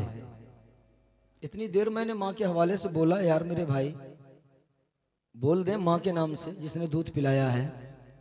मैं अपना जिक्र नहीं कर रहा हूँ, जिस माँ के शिकम में 9 महीने रहे हो, मैं अपने अहले स्टेज वालों से भी, अपने ख़ानदान से भी गुजारिश करता हूँ कि अगर वाक़तन ये और बात है कि आज हम कहते हैं कि हम अल्लामा बन गए, वो शायर बन गए, वो मुफ्ती बन गए, लेकिन कसम खुदा की अगर तुम कुछ भी बने हो ना तो तुम्हारी मेहनत ज़रूर है, लेकिन दुआ माँ बाप की शामिल है। जो कुछ भी हो तुम, तेरा वजूद है तो माँ बाप से है, तेरे रगों में जो ताकत खून है ये माँ के दूध का असर है, और तेरी हड्डियों में जो ताकत है वो तेरे बाप की हड्डी की ताकत। खुदारा मैं उनका जिक्र कर रहा हूँ तो बोल दें अब आखिरी, मैं अब गुफ्तगू नहीं करूँगा, बस शेर पढ़ता हूँ।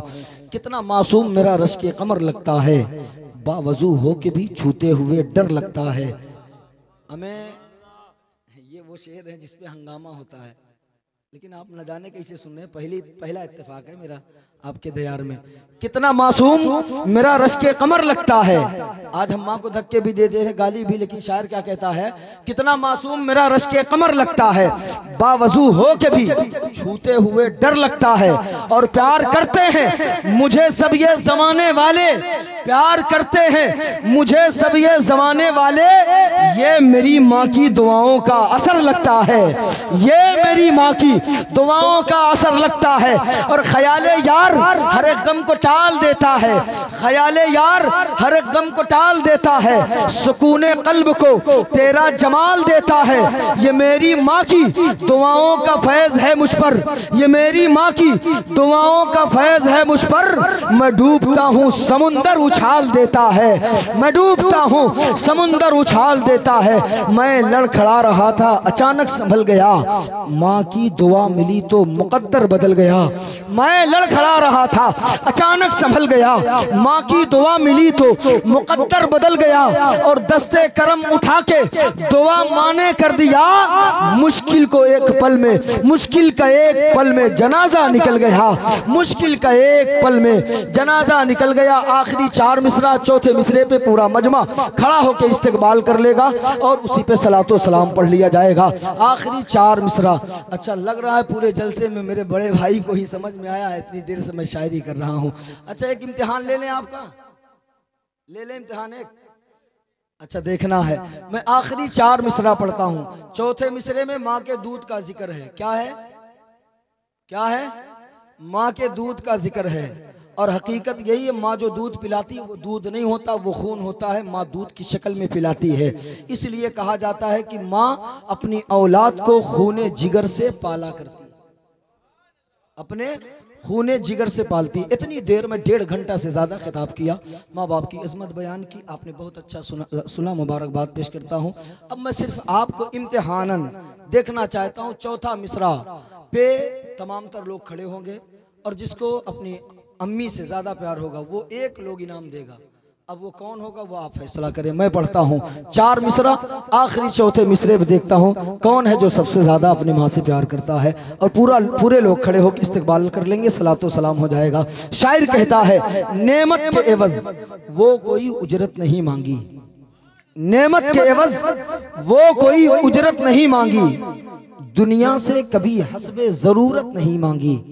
नेमत के एवज, चौथे मिसरे पे खड़ा होना है सब तमाम तर लोगों को। नेमत के एवज वो कोई उजरत नहीं मांगी, दुनिया से कभी हस्बे जरूरत नहीं मांगी। हमें ये माँ का जिगर है, ये माँ का जिगर है कि लहू अपना पिला के, ये माँ का जिगर है कि लहू अपना पिला के हमें बेटे से कभी दूध की कीमत नहीं मांगी। ये माँ का जिगर है कि लहू अपना पिला के बेटे से कभी दूध की कीमत नहीं मांगी। मोमिन का ऐलान कभी खत्म ना होगा, दुनिया से मुसलमान कभी खत्म ना होगा। सोने के बराबर भी, सोने के बराबर भी इन्हें तौल दो, लेकिन सोने के बराबर भी इन्हें तौल दो, लेकिन माँ बाप का एहसान कभी खत्म ना होगा, माँ बाप का एहसान कभी खत्म ना होगा। साथ लेता जा सफर में, काम आएगा तेरे, माँ का एक लफ्ज़े दुआ मुश्किल कशा बन जाएगा। अंधेरे देख ले मुंह तेरा काला हो गया, अंधेरे देख ले मुंह तेरा काला हो गया। माँ ने आंखें खोल दी घर में उजाला हो गया, माँ ने आंखें आंखें खोल दी, घर में उजाला हो गया, किसी को घर मिला हिस्से में, किसी की दुकान आई, मैं घर में सबसे छोटा था, मेरे हिस्से में माँ आई। वाखिर दावाना अल्हम्दुलिल्लाहि रब्बिल आलमीन। अस्सलाम।